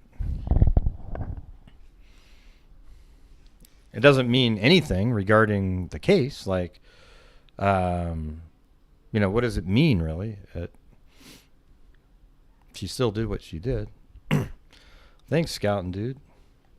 That's just something to point out, right? But you notice in the chat right now, a lot of people aren't going, I agree. They're like, I don't know, I just hate her so much, I just want to. Because there's really no way to disagree with what I just said. They literally, it was weird stuff. I'm glad that they played it because it shows that they're not going to hide anything. I hope the defense asks about that, but it doesn't change anything. She admits to killing Gannon and is just claiming insanity. That's it. All right, so now I'm going to play the music for you guys. I'll shut the hell up. But if you'd like to help support the Grant Hughes Investigates channel, then that would be freaking awesome. We got another 7 or so hours to go here.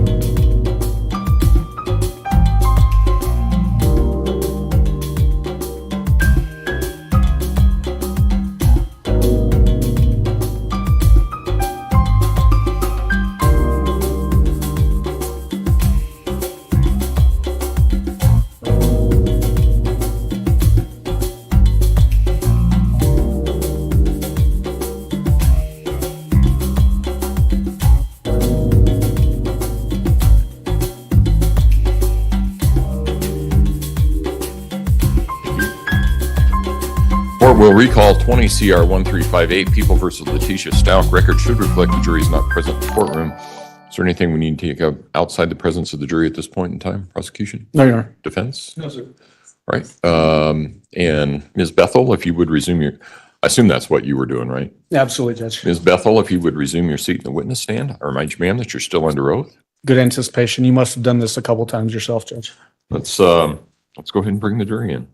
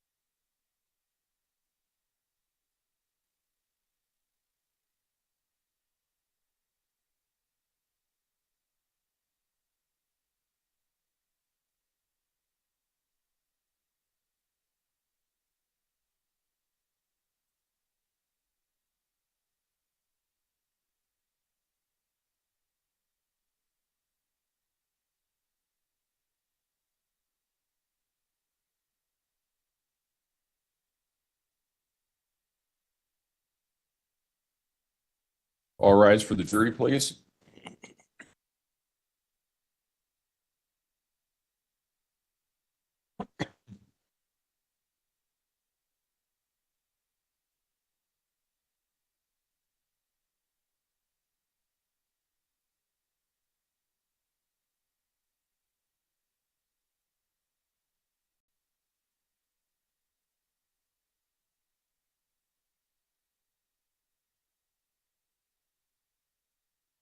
Thank you. May all be seated. Court will recall 20 CR 1358, People versus Letecia Stauch. Record should reflect the jury has returned to the courtroom. Mr. Allen? Thank you, Your Honor. Ms. Bethel, in that video that we just watched, there's references made by you and I think maybe Detective Riley about escape, and then we can hear the defendant say, "I'm not trying to escape." What was she doing that was leading you to believe that she was trying to escape? The fact that she had slipped her handcuffs, assaulted a deputy. Then later, she opened the back door of the van, which is why I returned to that position. Led me to believe that she was trying to escape. How did she open the door? With her foot. So when in that second clip that we watched, when you end up back in the back seat again, is that what you're talking about? Yes. You can't really see that necessarily on the video, though. No, you cannot. There's comments made in that video about stop resisting and that sort of thing, but maybe can't see what those resisting efforts might have been on the part of the defendant. So can you describe that for the jury, please? She was tensing her body, and she was also using her hands to try and manipulate around in the cuffs. I was afraid she was going to slip out of the handcuffs again. In that second clip of the video, are you actually holding her feet down? I had placed my knee onto her thigh area to hold her leg down. Okay. Were you actually injured during that interaction? Later on, yes. Okay. What happened to you as a result of that? We placed her in a mechanical advantage control hold, or a mock hold. myself and another deputy to escort her to a patrol car. And when we did, she dropped all of her weight, and I was carrying her or escorting her with my left arm. She dropped all of her weight, which caused me to have a shoulder injury, which needed surgical repair. Was that another effort to resist or potentially cause you to exert law enforcement authority with her? Yes, we'd call that passive resistance.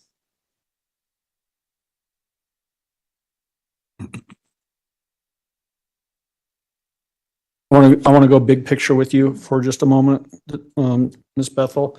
There were a number of searches of the home 6627 Mandan Drive.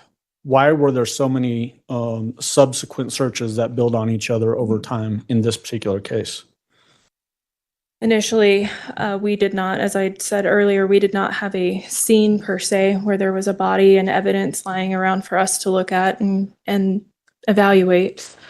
And the information that we learned was during the course of the investigation. Letecia was the person that could provide us with that information, yet she had given us several different stories. And so as the investigation proceeded, we learned new things, which made us have to go back in and then look for these new developments in the home.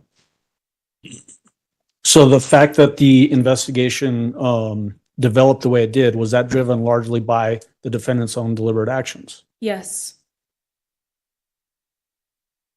Did she mislead the investigation? Yes, she did. Did that misleading the investigation start at the very beginning of the case? Yes. Did it continue until her arrest? Yes. The fact that Gannon's remains were found 1,300 miles away, is that part of that misleading the investigation? Yes, it is. Are you aware of whether a sharp object was ever located in the home that was used to cause those sharp force injuries that Gannon suffered? No, I'm not. There were reports that we've heard from already from the medical examiner and people in Florida that there were 3 gunshots carried out, 2 that hit a pillow and 1 that hit Gannon. Were there any shell casings ever found during the course of this investigation? No. Were there any of Letecia's clothes, the defendant's clothes, that had Gannon's blood on them? Yes. What were those? Her shoes? Okay, but what about her clothing? No. Does the fact that those things were missing, a sharp force instrument, the shell casings, and bloody clothing, did that complicate the investigation? Yes.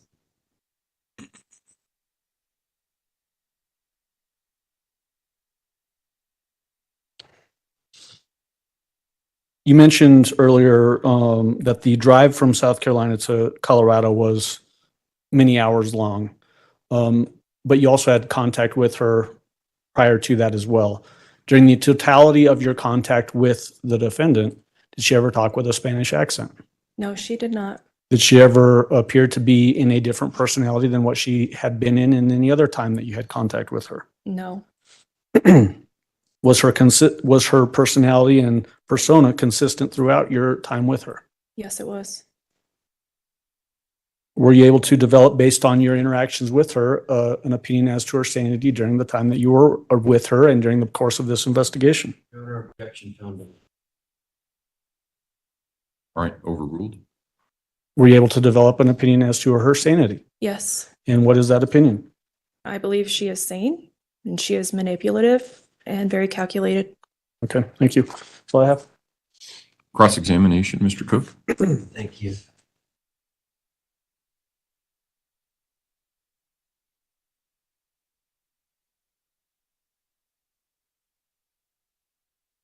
Miss Bethel, good morning. Good morning. My name is Will Cook. I represent Miss Stauch. I know you're familiar with. So, And I'm already out of steam. your first contact with her was with Gannon's father, and it was at a Starbucks in Fountain. That's correct. Okay. And we listened to that recording. Yes. Okay. And you testified that she seemed to be apprehensive That during was that interview. during the phone call Okay. Leading up to the ultimate in-person meeting with her and Albert, yes. Okay.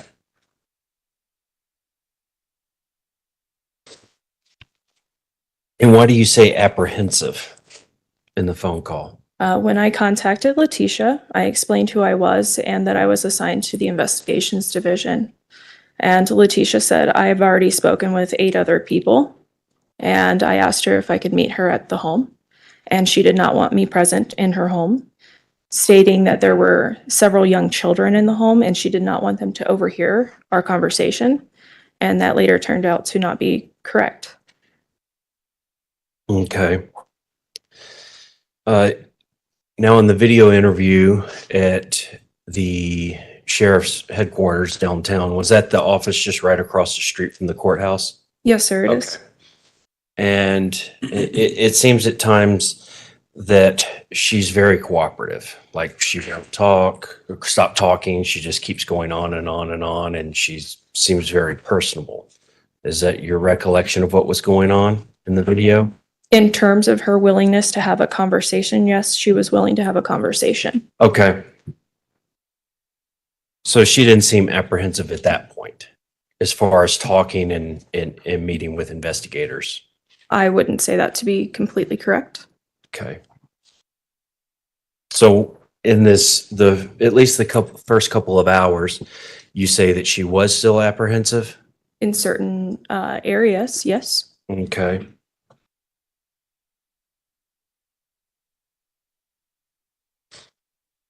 Did during this interview at Starbucks or at the interview room at the El Paso County Sheriff's Office, did she ever try to physically assault you or any of the other deputies? No, she did not. Okay.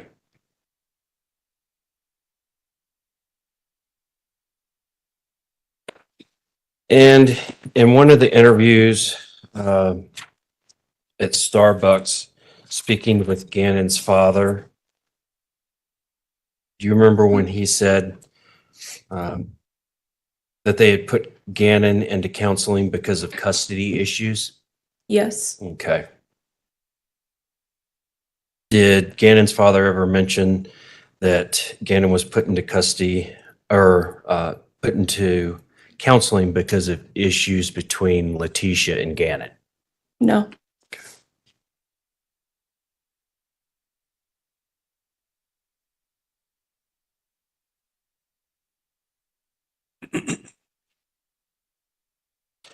How long would you say you were in the car or the van total with Miss Stauch from South Carolina back to El Paso County? Oh, we'd never made it back to El Paso County. Well, yeah, but to where it stopped, I'm sorry.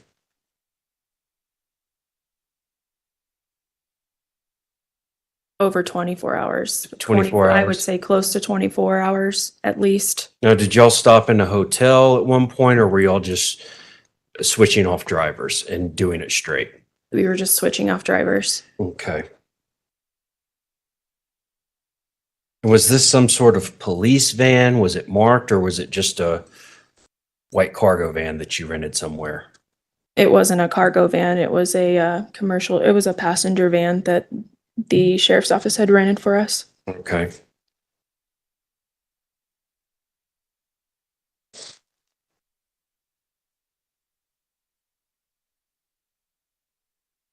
What was Miss Stauch's demeanor during, other than the video that we were watching, what was her demeanor for the other 23 and a half hours or 24 hours you were in the van with her?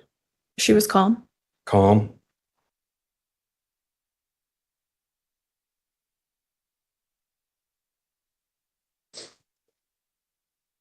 And you said y'all were doing trivia, singing, that sort of thing? Yes. Okay.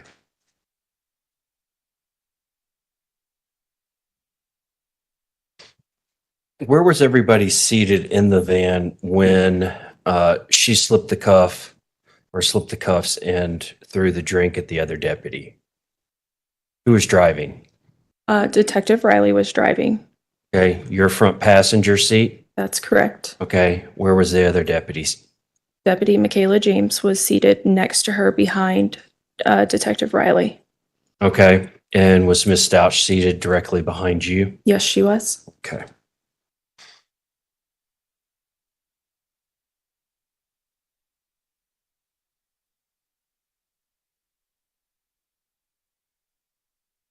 Did you nap during this ride any? Fall asleep? Or were you awake and aware the whole time?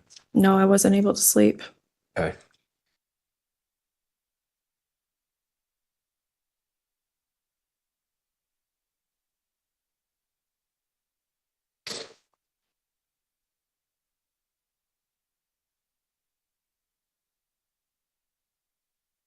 Now, you said that Miss Stauch and your encounters with her seemed calm and collected. I said she seemed calm, yes. Okay. And that she seemed like she wasn't switching between personalities. No. Okay.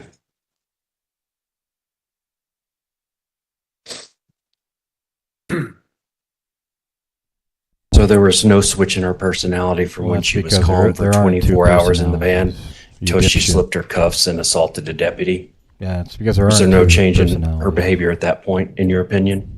There was a change in her behavior, but I don't believe a change in her Yeah, it personality. didn't become another Okay. person. Out of steamer. May I approach the witness, Your Honor? You may. Ms. Bethel, do you know what this is? I hate when It's people a try diagnostic to and sell statistical just manual bullshit. of medical, or excuse me, mental disorders. Okay. And you see right there, it says DSM-5? Yes. Numeral 5. Do you know what this book is? It's a mental disorder book, I assume? Okay. Have you ever seen it before or ever read it? No. Okay. Did you know in the field of psychiatry This is so that this is more or less the Objection. Bible for diagnosing psychiatric disorders? No. It was a DSM. Okay.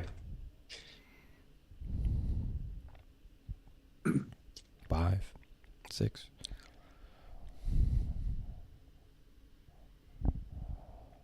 Did you And know that did on you know page that 37 borderline personality disorders is borderline listed in person- this DSM-5 manual? Objection. I said She's borderline already said that she's personality not familiar disorder. with the book. Yeah, I'm trying to understand where you're going. She's not being. Your Honor, can we approach? Yeah, this is exactly what I was saying. Objection, objection, objection. What are you going to keep asking? Did you know on this page it said this? But what he's going to say is, I want to know, I want to tell her what it says in the manual. And now, based on what I told you it said in the manual, did you observe those behaviors that perhaps could indicate that? That's what he wants to have her say. I guarantee you that's what this is for right here. Yeah.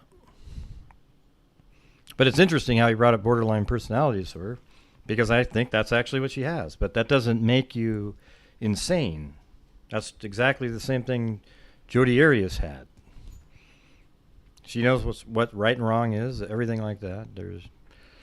But I think I think in this case, right? I mean, it's shockingly similar, her behavior pattern to Jodi Arias. I know it's like, oh, Jodi Arias, but it's true. I mean, you just watch it. It's crazy.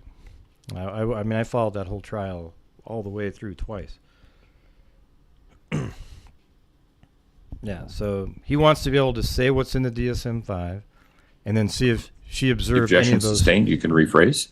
Oh, so he wasn't able to. So, Ms. Bethel, your definition of sanity that you told Mr. Allen that you believe Ms. Stauch was with your dealings with her, it is not based on the definition of sanity as contained in the DSM-5. So, Judge, I would just further object. There's no definition of sanity in that. Well, you can examine somebody about that to your heart's content, but the question is a fair one, overruled. And let me rephrase. When you told Mr. Allen that Ms. Stauch was sane, you're not basing that opinion on anything found in this book, the DSM-5, correct? That's correct. Okay. Just a moment, Your Honor. All right. And what he's really implying is that was your psychological layperson opinion, since you are not an expert in the field of That's all I have, Your Honor. Thank you. Redirect. mental illness. How long have you been in law enforcement prior Oh, to here you we leaving go. the sheriff's office? Now, I was going to say, and of all 14 those years, During your time with the sheriff's office, what were your different duties? I began my career as a civilian, and I worked with inmates incarcerated at the El Paso County so you're really Criminal aware Justice of Center. behavior of From there, I became a various deputy in criminals, correct? 2010, and received my post training to become a peace officer. And then from there, I worked on patrol and ultimately into investigations. In your experience of working at detentions at the jail, would you have contact with people that are suffering from mental health disorders? Yes. Would it happen fairly often? See what I'm saying, guys? I should run these During your trials. time with sheriff's office, did you also have contact with lots of people in the public? Yes. Did you see people in the public that had mental health disorders? Yes, I did. During your time as a working at the sheriff's office, did you encounter people that had Rehabilitating her severe mental ability health to disorders? diagnose. Yes. Did you have contact with people that had that you might have had concerns with that they may be a threat to themselves or others, their safety? Yes. And he'll recross Did and this say, defendant ever get anywhere close to that during your interactions with her? No. Thank you. The jurors have any questions for Ms. Bethel? Maybe he All right, doesn't get to looks like we recross. have at least one. Council approach, please. But you'll admit that you're not an expert at all in psychological behavior. That's what he should have ended with on the cross. Right? But he didn't. So now she was mildly rehabilitated by the prosecution, saying that she has a long, many years of experience working in prisons and etc. with criminals and yeah. But you guys, we've hit an absolute lull here. So if you guys would like to help support the Grant Hughes Investigates channel to allow me to keep doing these shows for 8 hours a day during the day, and still do the 2 or 3. Lately it's been 2 or 3 because I haven't felt good, but 3 or 4 hour shows at night. That would be awesome. Okay, because it's hard to justify sitting here for 8 hours a day. Just to have the stream going. I mean, I can just download it off of somebody else's stream. I could actually just download the whole stream and then upload it as a video later.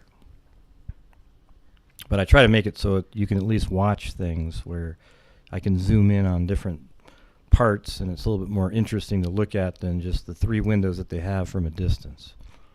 Okay?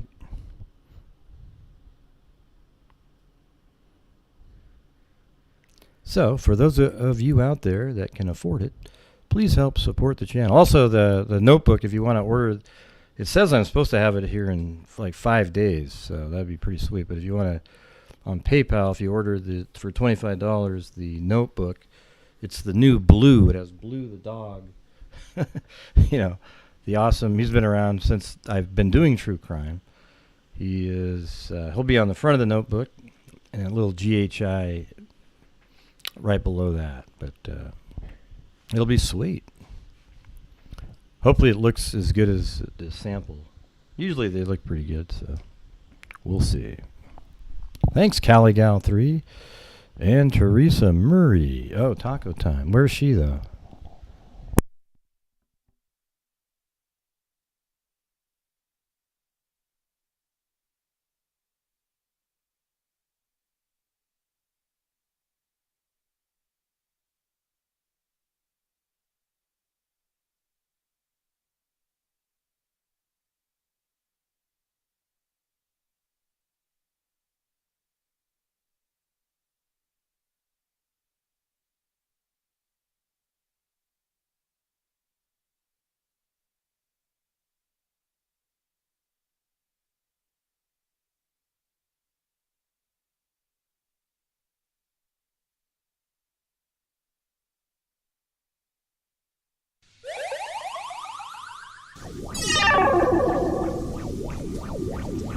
Sorry, I don't know where Letecia went. I've received a juror question, and you might be sort of thinking ahead. There are some other witnesses. I think that those questions are, these questions may be able to be answered through, but not this particular one.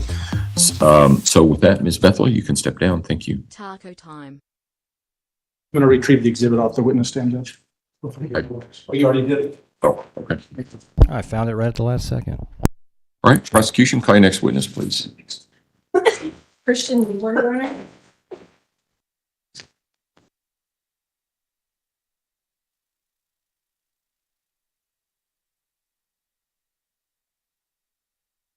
I'm sorry, who was the witness? Christian Lewer. Lewer. All right, L-I-E. you would step forward, raise your right hand, please, sir. You swear affirm the testimony about to give in this man will be the truth, the whole truth, and nothing but the truth. Yes, I do, Your Honor. Go ahead and have a seat in the witness stand. Please watch your step as you step into the stand. See too many people bring a camera up with them. Okay. I'll explain it. Good morning, sir. Good morning, everyone. Would you state your name for the record and also spell your last name? My name is Christian, and my last name is spelled Liewer, and it's pronounced Lewer.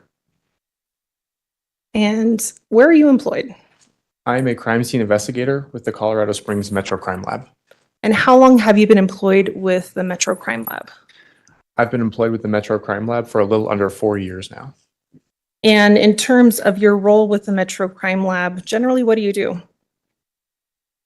As a crime scene investigator, we respond to scenes, vehicle processings, autopsies, and person processings for general documentation and evidence collection purposes.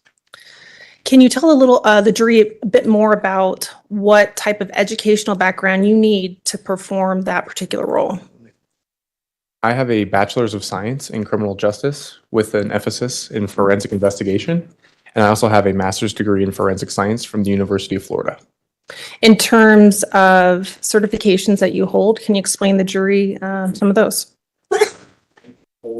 Current national certifications, but through our crime lab training program, we have to go through a 6-month training program where we are reviewed and observed by a certified crime scene investigator until we are deemed competent enough to perform crime scene investigations independently. What about continuing education or things that you do on an annual basis to ensure that you're up to date with the current technology and science? What do you do? We go to many trainings within our scope of work. That includes blood stain pattern analysis, shooting incident reconstruction, latent print processing, and whatnot. And how many scenes have you responded to over the course of your career thus far? I've responded to approximately 75 crime scenes and a total of approximately 220 total callouts. And the 75 crime scenes, was that specifically as your role as a crime scene investigator? That is correct, yes. And how many times have you testified in an expert capacity? A little bit under 10 times now. And specifically, what capacity was that? Crime scene investigation. Okay. And were all those in this jurisdiction? Yes, they were. Your Honor, at this time, the people attended to the court Christian Lewer as an expert in crime scene investigations. Oh, good. Thanks, Witness Gray. will be so qualified. All right. Mr. Lewer, I'd like for you to explain to the jury your role as it relates to the disappearance of Gannon Stauch as you understood it from the get-go. How did your role start? Absolutely. On February 3rd, I was informed that I was requested to respond to 6627 Mandan Drive to complete a search for latent blood stains and or projectile defects within the residence regarding a missing child. And what was the specific address you were tasked with responding to? 6627 Mandan Drive. And is that in the county of El Paso? That is in the county of El Paso. State of Colorado? In the state of Colorado. You mentioned that particular response. How many responses did you ultimately have to that residence? I responded to that residence 3 times. And can you break down for the jury each one of those responses, the dates and the times approximately? Absolutely. As I alluded to before, I responded a little bit before lunchtime on February 3rd. I responded later in the evening around 6 p.m. also on February 3rd. And then I also responded on February 5th around a little bit after lunchtime. And in terms of the Metro Crime Lab, how many people were you generally working with for your role in this case? Each of my responses, I had an additional CSI that was in training with me. And then there were 2 other crime scene investigators that also responded on multiple days to the address. So subsequent to your last time at the residence on February 5th, were there additional crime scene investigators that were present that helped process the scene or collect evidence? Yes, there were. Now, you mentioned that you were tasked, briefed with some additional information regarding looking for latent blood stains. Can you explain to the jury in very basic terms what you mean by blood and blood stains? So blood, as you all know, is the red fluid that runs through your body that does contain genetic code and carries oxygen. When I refer to latent blood stains in a crime scene, I mean blood stains that are either very dilute or cleaned up to where you cannot see them anymore. So we have to use additional processing to make them visible. And generally, what is contained in blood? Why is it important to you and what you do? In a broad sense, what we're concerned about when it comes to blood is the genetic code or your DNA that we are trying to collect with blood stains. And so in terms of your processing, is your role related to collecting, preserving blood or DNA for additional use by your team? Yes, it is. Our role is to document and collect as much as we can. Okay. Now you mentioned collecting, documenting. What is the specific tool that you may use when you're given information that a scene may involve blood? There are multiple options that we have when it comes to looking at blood stains. However, when we are looking at latent blood stains, we will use a chemical called Blue Star that By the will way, I'm the one assist that us in sends out the visualizing notebooks. the blood stains. Okay. There isn't. And generally, what it's is not what is Teespring. Blue Star? Blue Star is a presumptive test for blood, meaning that it will react with blood, but it can react with multiple other substances. However, with Blue Star, when it reacts with the heme component of blood stains, it will chemiluminesce or glow a bright blue as a color in the sonar dark. dish. You said Just have them heme? rotate around. Correct. on a plate. What do you mean by that?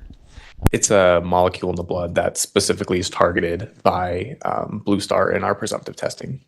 So while Blue Star can presumptively test positive for blood, can it presumptively test positive for other substances? It can. Most of what it will react to is any oxidizing agent, which can include cleaning agents, bleach, even horseradish. So it's presumptive in the sense that we can search for blood, but there has to be additional testing to determine if it is blood and if there is any DNA present in that sample. Your Honor, permission to approach the witness? You may.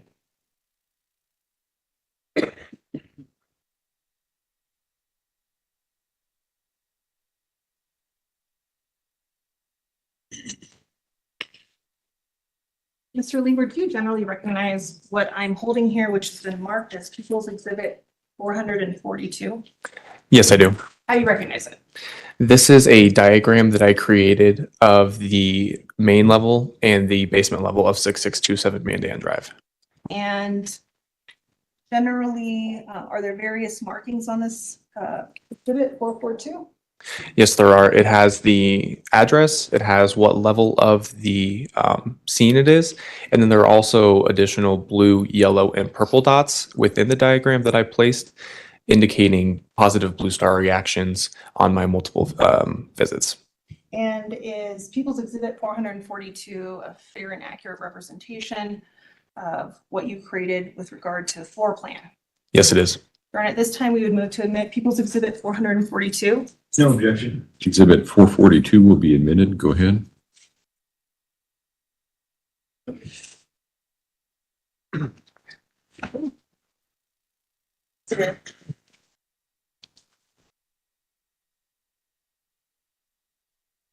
Mr. Lewer, where there is a pointer. I'll ask you to use that as you walk through your testimony here. Gunnar, is this the right positioning that you prefer for this? It's very big. It's fine. It's most important that the jury be able to see it. I think maybe if you cant it a little bit, turn it the other way. Which way you're? Like this. Other way. Facing the Sorry. There you go. There you go. We're good now? Yep. Let's follow. Okay. Mr. Lever, can you walk the jury through the diagram that appears in People's Exhibit 442, basic layout of the house? Absolutely. Is it okay if I stand up next to the diagram as well? Go ahead. Okay, thank you. But if you're going to do that, you'll need to stand to one side or the other so that the jurors at the far end will still be able to see. So you just need to stand to one side or the other of the diagram. Yes, Your Honor. Yeah. Thank you. So as you can see on the top of the diagram, or the first section of this, that is going to be the main level of 6627 Mandan Drive. And when it relates to my crime scene processing, my first response was predominantly focused on it's in the upper right-hand corner over here. That is the garage. We were tasked with searching for latent bloodstains in the garage earlier that day. As you can see at the bottom left corner of the garage, there's a doorway.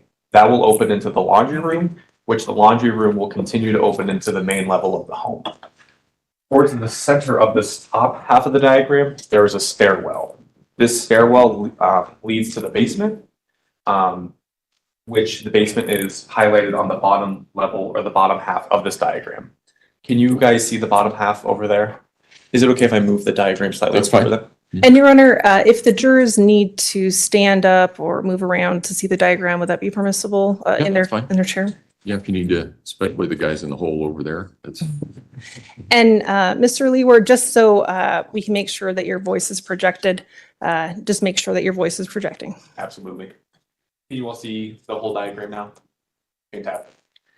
So Can all of the jurors hear him? We have a microphone if it would be helpful, but if everybody can hear him, okay. Everybody's nodding, it's all good. So on the bottom half of this diagram, this is the basement level. And towards the middle of this bottom half of the diagram, you can see the stairwell again. This is the stairwell that connected the upper level and the lower level. But now on the bottom right side of this half of the diagram, you'll see two rooms. The room to the bottom is the southeast bedroom, which I was informed was Gannon's room. And then the room above Gannon's room, that is a storage room or storage closet that I also searched for Blue Star. And then towards the left side of this diagram, you have an entertainment area in the bottom left corner. In the upper left corner, you have a bathroom, an additional bedroom, and an additional walk-in closet. Great. And so when you responded initially to the residents on February 3rd of 2020, can you walk the jury through what your method of approach when you approach a scene is? Absolutely. When we respond to a scene in any capacity, we will always go at it in the least intrusive measures. That means I will work outside to inside. So in this case, I was tasked with searching for bloodstains within the garage, between the garage and his bedroom. Because I don't want to go to the most intrusive method, I'm not going to go straight to his bedroom. I'm going to start in the garage and work my way down. And that's the same with any crime scene. We'll always start outside and get closer to what is of interest. Okay. And you can take a seat. I'm going to ask you to look at a set of photos. You're under permission to approach the witness with what has been marked previously provided to the defense as People's Exhibits 443 through 450. 450. 443 through 450, Your Honor. All right, go ahead. Thank you. Mr. Leeward, can you take a moment to familiarize yourself with that set of exhibits? Absolutely.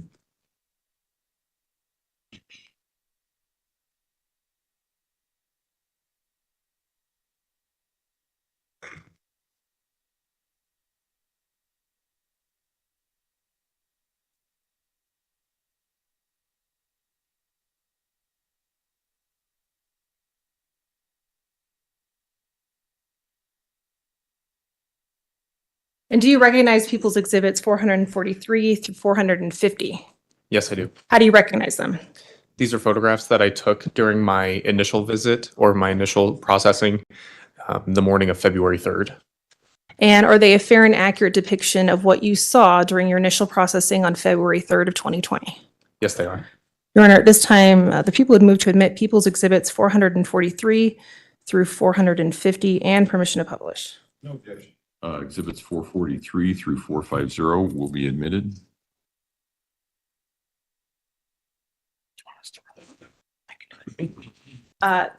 Mr. Lewer, whatever is going to work better for you. If you want to stand between the screen and the diagram, I'll defer to you. But I will ask you to point out various locations on People's Exhibit 442. Absolutely.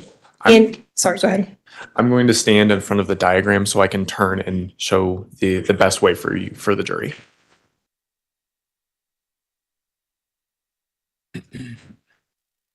Now, Mr. Lewer, you've explained that you approach a scene from the outside moving inwards. And so what we see in People's Exhibit 443, what are you documenting here? I'm documenting the front side of the residence. So I am facing south towards the garage. And what's important here is during our overall photographs, we want to document what address we're at. So along the right-hand side of this image, you can see 662 and then something covering the bottom part. But this is the overall view of the front of 6627 Mandan Drive. People's Exhibit 444, what are you documenting here? This is an overall photograph of the interior of the garage. I'm standing in the northeast corner, facing southwest towards the laundry room. People's Exhibit 445. Now I'm standing in the southeast corner of the garage. And again, I'm facing west towards the laundry room. People's Exhibit 446. Standing in the southwest corner of the garage, facing east. So I'm standing right in front of the stairway to the laundry room. People's Exhibit 447. This is right at the base of the stairs to the laundry room. And I'm showing that there's a rug there and stairs leading into the laundry room. Now, as you're walking through this garage area, how do you know which areas of the garage to specifically focus on? There are multiple case considerations we have to take into. For example, the question was if there were latent bloodstains between the garage and his bedroom. It's not observed in these photographs yet, but there is a woodworking shop in the garage that would have been difficult for a vehicle to be parked or anybody to be present. So what we focused on were the open areas where you could walk or park a vehicle. And in terms of the scope that you're allowed to document and process when you're on a scene, is that dictated by anything? Yes, we have to work within the parameters of a search warrant. If there's something that we want to collect that are outside of the search warrant, we have to apply for another search warrant to be able to collect that. And that goes directly to my first question really should have been, are you just allowed to walk into a house and start processing? No, we are not. We are initially first requested by a law enforcement agency, traditionally the Sheriff's Office or Colorado Springs Police Department. And once they receive a search warrant, we are able to enter a home for our documentation and evidence collection purposes. And so now what we see in People's Exhibit 447 is a piece of carpet. What was important for you to do next when you observed this piece of carpet? For the purposes of what we were doing, again, we were searching for latent bloodstains. So our next step was to start spraying the garage with Blue Star to see if we could get a chemiluminescence. And can you explain for the jury the steps in very basic steps of even just beginning to spray Blue Star? Where do you get it? So Blue Star is a proprietary chemical and it comes in 2 vials. We have to put these 2 vials with a certain amount of distilled water and mix that up. Once it is mixed up in a spray bottle, we will lightly spray over wherever we are trying to search for bloodstains. And we lightly spray over it because it will fluoresce or it will chemiluminesce very quickly. And once we see the chemiluminescence, we'll try to photograph it. But what's most important is that we swab it and note it. In terms of timing, is that important when you know that you're going to use Blue Star to when you start spraying it? Sorry, could you repeat the question? Timing, is that important when you're using Blue Star? Can you, mix the reagent and use it for 3 hours later? Is that important? Does it matter? So there is a shelf life to Blue Star, but we are able to use it for, if we mix it when we initially get to a crime, we're able to continue using it throughout the duration of the crime scene, whether it be a day or not. Okay. And People's Exhibit 448. Again, what are we seeing here? People's Exhibit 448 is another photograph from that same location. However, now I've slightly moved up to show in relation to where the doorway is, where I was standing. People's 449. This is another photograph of the rug, but it's taking facing southwest now. So it's just an additional angle of the stairwell and the rug itself. And specifically with regard to those stairs, is there a difference how these stairs appear now versus the other photos that we've seen? Absolutely. In the previous images, the stairs were dry and kind of a lighter shade, but now you can see that they're a darker shade. That is because I had sprayed Blue Star on these stairs, resulting in them being saturated. People's Exhibit 450. What are we looking at here? People's Exhibit 450 is a Blue Star photograph showing the chemiluminescence of the positive reaction with Blue Star, predominantly on the rug and slightly west of the rug. And in terms of photographing Blue Star, are there anything that you encountered when you were there on February 3rd of 2020 that morning? When it comes to photographing Blue Star, it is difficult to photograph because you have to manually control many settings on your camera that force a certain amount of light in for a certain period of time. So we have very high powered cameras that we can adjust those settings to take photographs like this. And would now be a good time to use your camera? Absolutely. Okay. We did see you walk up to the stand with the camera. Would explaining how Blue Star is photographed and using that camera be helpful for you in demonstrating that to the jury? Your Honor, permission for the witness to use his camera for demonstrative purposes only? Defense? No objection. You may, go ahead. Now, Mr. Lewer, you started to explain the fancy settings of your camera. Can you explain that to the jury? Absolutely. So what I have here is a Nikon D500 camera. And the reason we use these, like I said before, is that we can manually adjust many settings on this camera to take photographs that you normally wouldn't be able to on your cell phone. So we're predominantly concerned with three settings in general. The aperture, which if you look at the front of the lens here, that's the opening in which the light will come in. That's kind of like the pupil of your eye. We're concerned with the ISO setting, which is simply saying how sensitive the camera is to light itself. So if I have a higher ISO, that means photographs will appear brighter because it's more sensitive to light. And then additionally, when I take this lens off, being very careful, you can see in here, there's this mirror. There's going to be a shutter in here. That's what opens and closes when we're trying to capture a photograph. And the reason that is important is because we have to focus on the shutter speed of our camera. And what that means is if I have a very fast shutter speed, it means it opens and closes very fast, not letting much light in. But if I have the shutter speed open for a very long time, it allows more light to come in, meaning I can take photographs in the dark that are brighter, but that can also show the chemiluminescence of Blue Star. Additionally, I didn't bring it up, but the aperture is an additional way to allow light in. But for the purposes of Blue Star, it is predominantly the shutter speed that we are absolutely meaningless testimony here. Now, what are the ideal conditions to cares? even do this photography in? With Blue Star, you have to I mean, while have it's interesting, it has dark nothing to do with room. It anything. doesn't have to be completely dark. It's almost but like seeing the time filler. reaction Look how has to be technical mostly we dark. are, everybody. So with look at that this. said, Look we at have to have our camera look settings at allowing us to take photographs. Just in think the about dark it. It's with very meaningless what they're saying right here. And I apologize. I was going to say, but as You took a can see picture. here, Yep, in using the your bottom technology. portion of this photo, Why do you need can to see sit that here there is and- sunlight. We have to have sunlight It's present amazing. within the scene to show what the conditions look like with the Blue Star chemiluminescence. Yeah, I've always wanted because to it doesn't explain really this to everybody. tell It's so much if interesting. we It's have so neato. bright You blue, know? but nothing behind it to show what it's on. can you walk the jury through the different areas where reaction is being observed here in People's Exhibit 450? Absolutely. So this is at the base of the stairs leading to the laundry room and the garage. So this is along the south wall of the garage in the southwest corner. And would Where you Blue point that Star out on was People's activated Exhibit is 442 for the jury as well? Like I said before, You know, the upper like half where of this the Blue diagram Star is the activated main with blood, level yeah. of the But explaining residence. how the camera, how it In can the take upper right-hand pictures. corner, that is the garage. You can see along the south or the bottom wall of this diagram that there are many blue dots. Each blue dot represents a Blue Star reaction that I had on my first visit on February 3rd. Going forward, the green dots will be my second visit and the purple dots will be my third visit. But I'm sure we'll get there.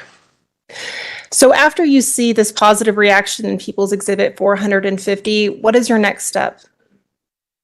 When we have a Blue Star positive reaction, we have to consider the substrate that it's on or what the Blue Star is reacting with. So in this case, we have a rug that we could easily collect. So we just collect that easily.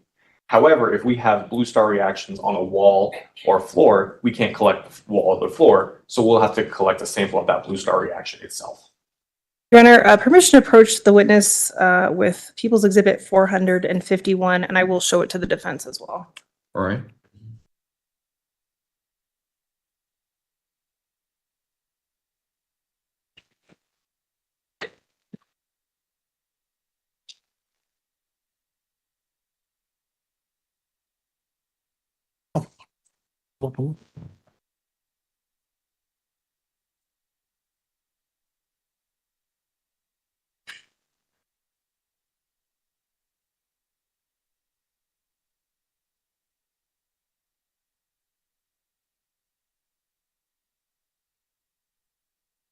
Mr. Lever, do you recognize People's Exhibit 451? Could I handle it real fast? Yes, sir. Thank you.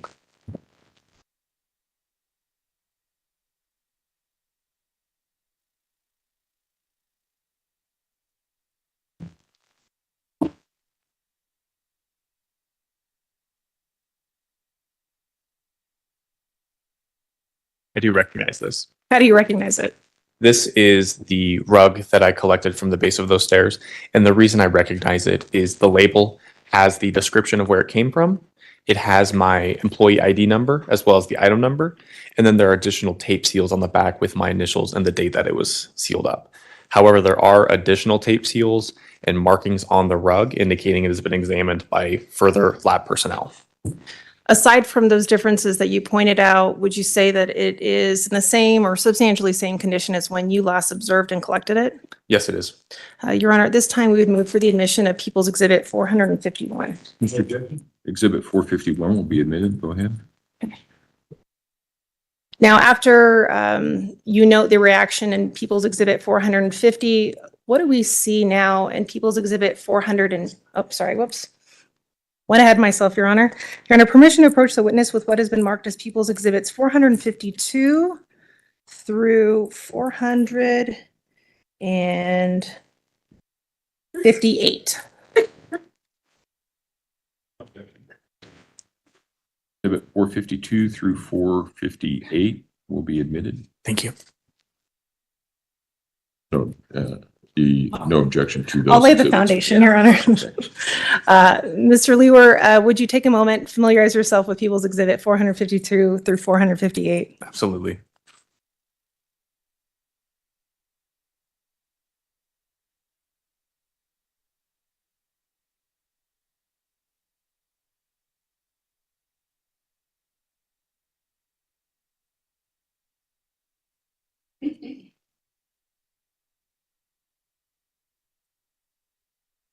How do you recognize those exhibits?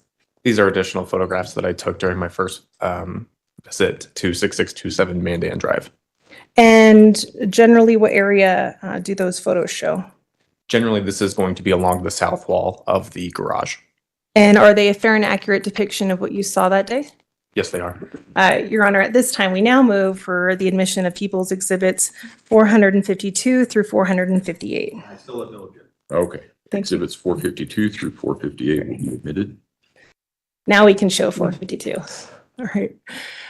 Mr. Lewer, can you explain to the jury what we're looking at in People's Exhibit 452? So as you can see along the right-hand side of this image, you can see the carpet that we've alluded to before. So this is facing or this is slightly east of that carpet, looking at the floor. In 453, what are we seeing now? This is a blue star photograph of the ground nearby the rug. Now, is this fair to say that this is a bit brighter? Yes. Okay.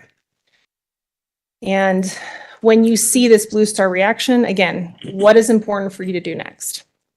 Again, what's important most is to document it in our notes and collect a sample of it. People's Exhibit 454. What are you documenting here? This is a photograph of a military backpack along the south wall of the garage. 455. This is a photograph of that bag moved, so we can search for blue star reactions underneath the bag. 456. And this is a blue star positive reaction photograph after the bag had been removed. 457. We've rotated slightly to the east. This is a photograph of the southeast corner of the garage, highlighting those boards and the box directly south of the boards. And 458. This is a positive blue star reaction on the boards and on that box that I alluded to. Your Honor, permission to approach the witness with what has been marked as People's Exhibit 459. You may, go ahead. Mr. Leeward, do you recognize People's Exhibit 459?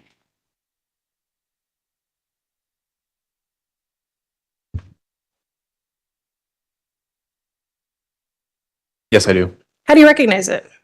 This is an envelope with swabs that I collected of the positive blue star reactions within the garage. And again, this is based on the label indicating where it came from with my employee ID number and the tape seals. And again, there are additional tape seals indicating that this has been examined by additional lab personnel.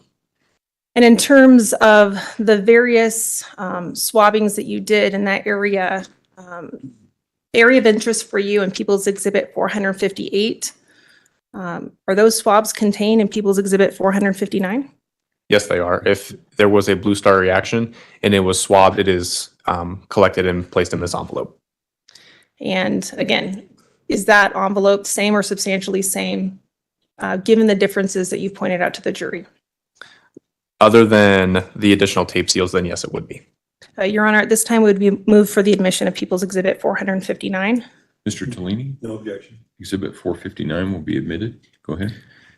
Now, Mr. Lewer, there's some particular areas that you noted in People's 458, and just to be clear, the reaction includes the boards, but it also includes another object? Yes, it does. As you can see, the multiple boards in this photograph have a blue star reaction. But if you look at the box to the top of this image, there's some blue chemiluminescence. That was swabbed, whereas the boards were collected.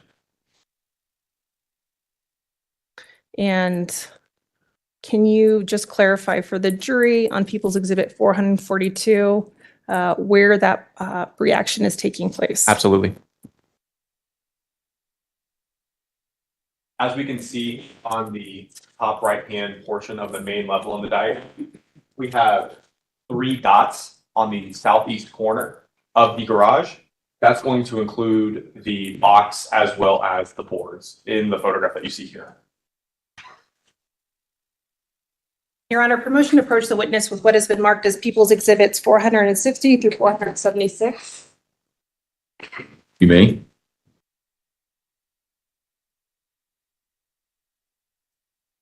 Thank you. For that set of exhibits, Mr. Lewer, do you recognize those? Let me take a look. So much. I appreciate you.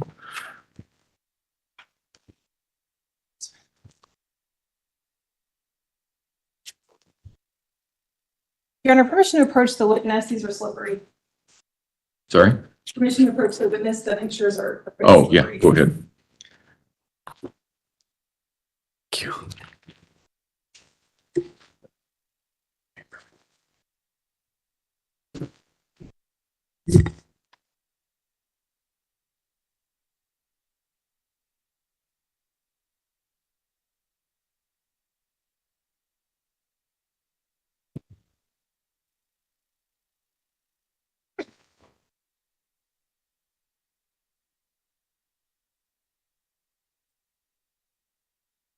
All right. Do you generally recognize People's Exhibits 460 through, I believe, 477?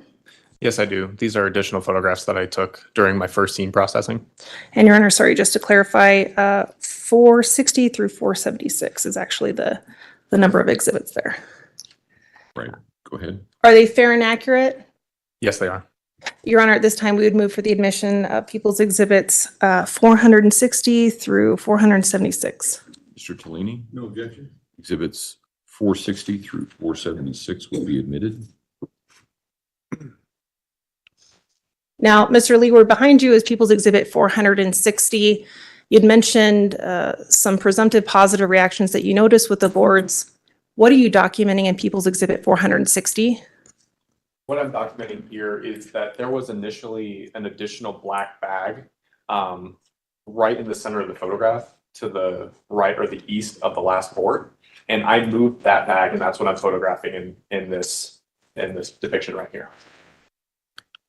In 461, what are we seeing here? This is a blue star positive reaction photograph slightly east of those boards and on the boards as well. 462. This is a photograph directly of the boards at their south end.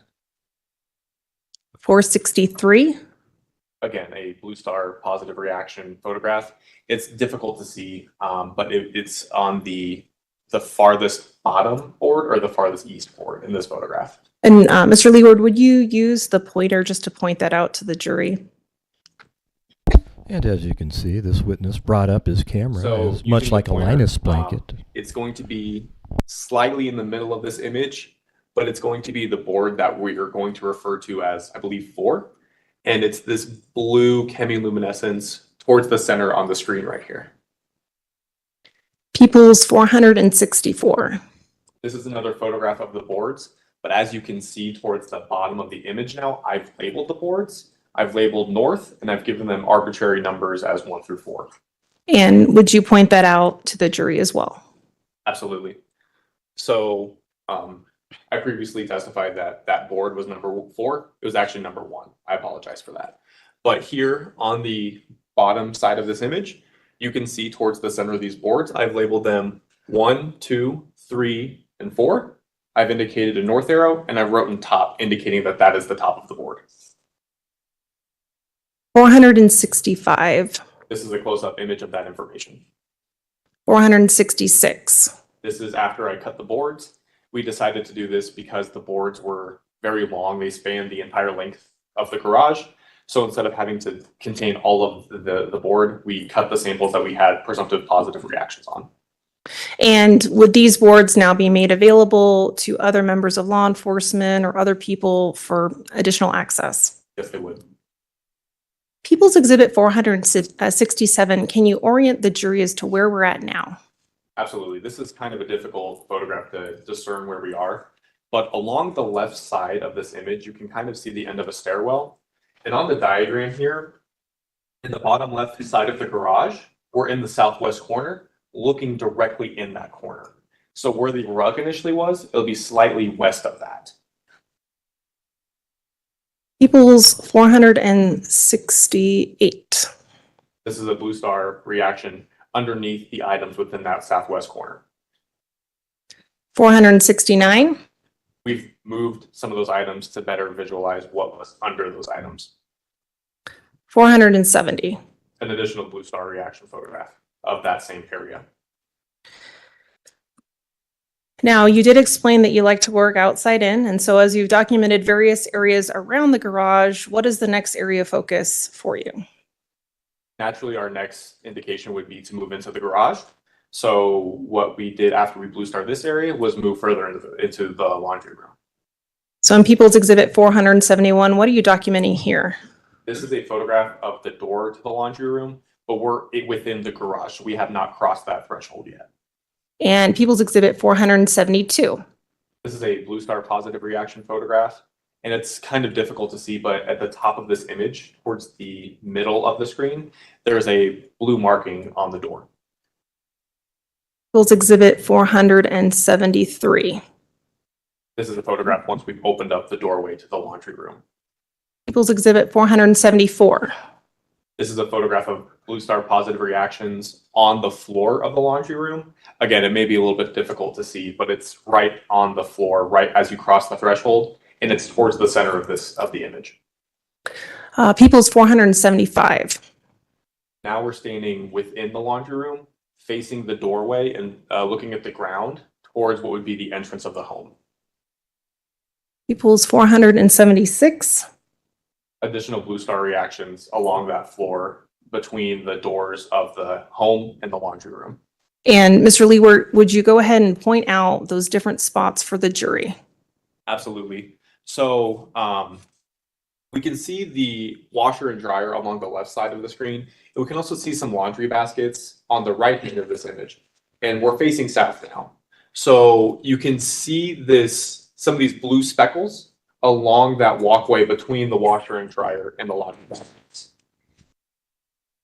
And are you also documenting that on People's Exhibit 442? I am. So you can see we've alluded that the garage is in the upper left-hand corner. Now, as you move south, you can see the doorway. And this linear stretch that orients north-south, that is the laundry room. And you can see three blue dots indicating the positive Blue Star reactions that I viewed. However, the 3 is arbitrary. It's documenting the location. It's not the number of reactions we saw. And People's Exhibit 400 and let's see. You can take a seat now if you'd like.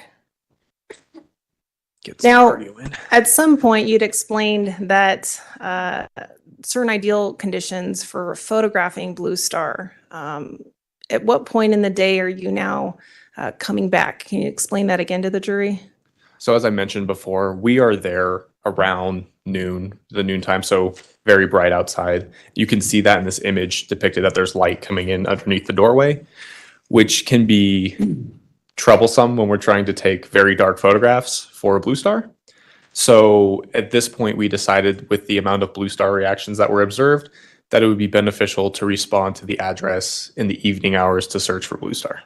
So because we could make the house darker. And did you actually respond later in the evening hours on February 3rd of 2020? Yes, I did. I responded around 6 p.m. And did you respond with anybody else from your team? CSI Robert Zaleski responded with me in a training capacity. And Your Honor, permission to approach. You may. You. Oh. Sure. I was confused as well.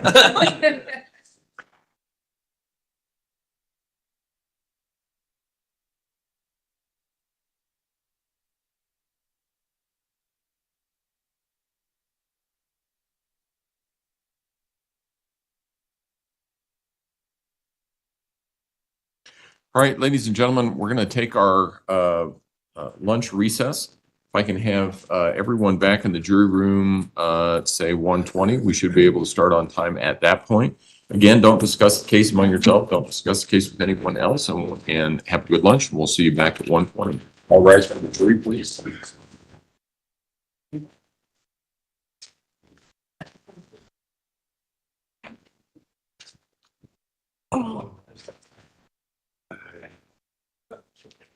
No, we're just going to move into a different. Good stuff. And switch that one. Away. Yeah. In my courtroom. Let's bring that. I got two. I got five, and we just. I don't think we have one that's in the middle. Have ours, and we'll take that. 1:20.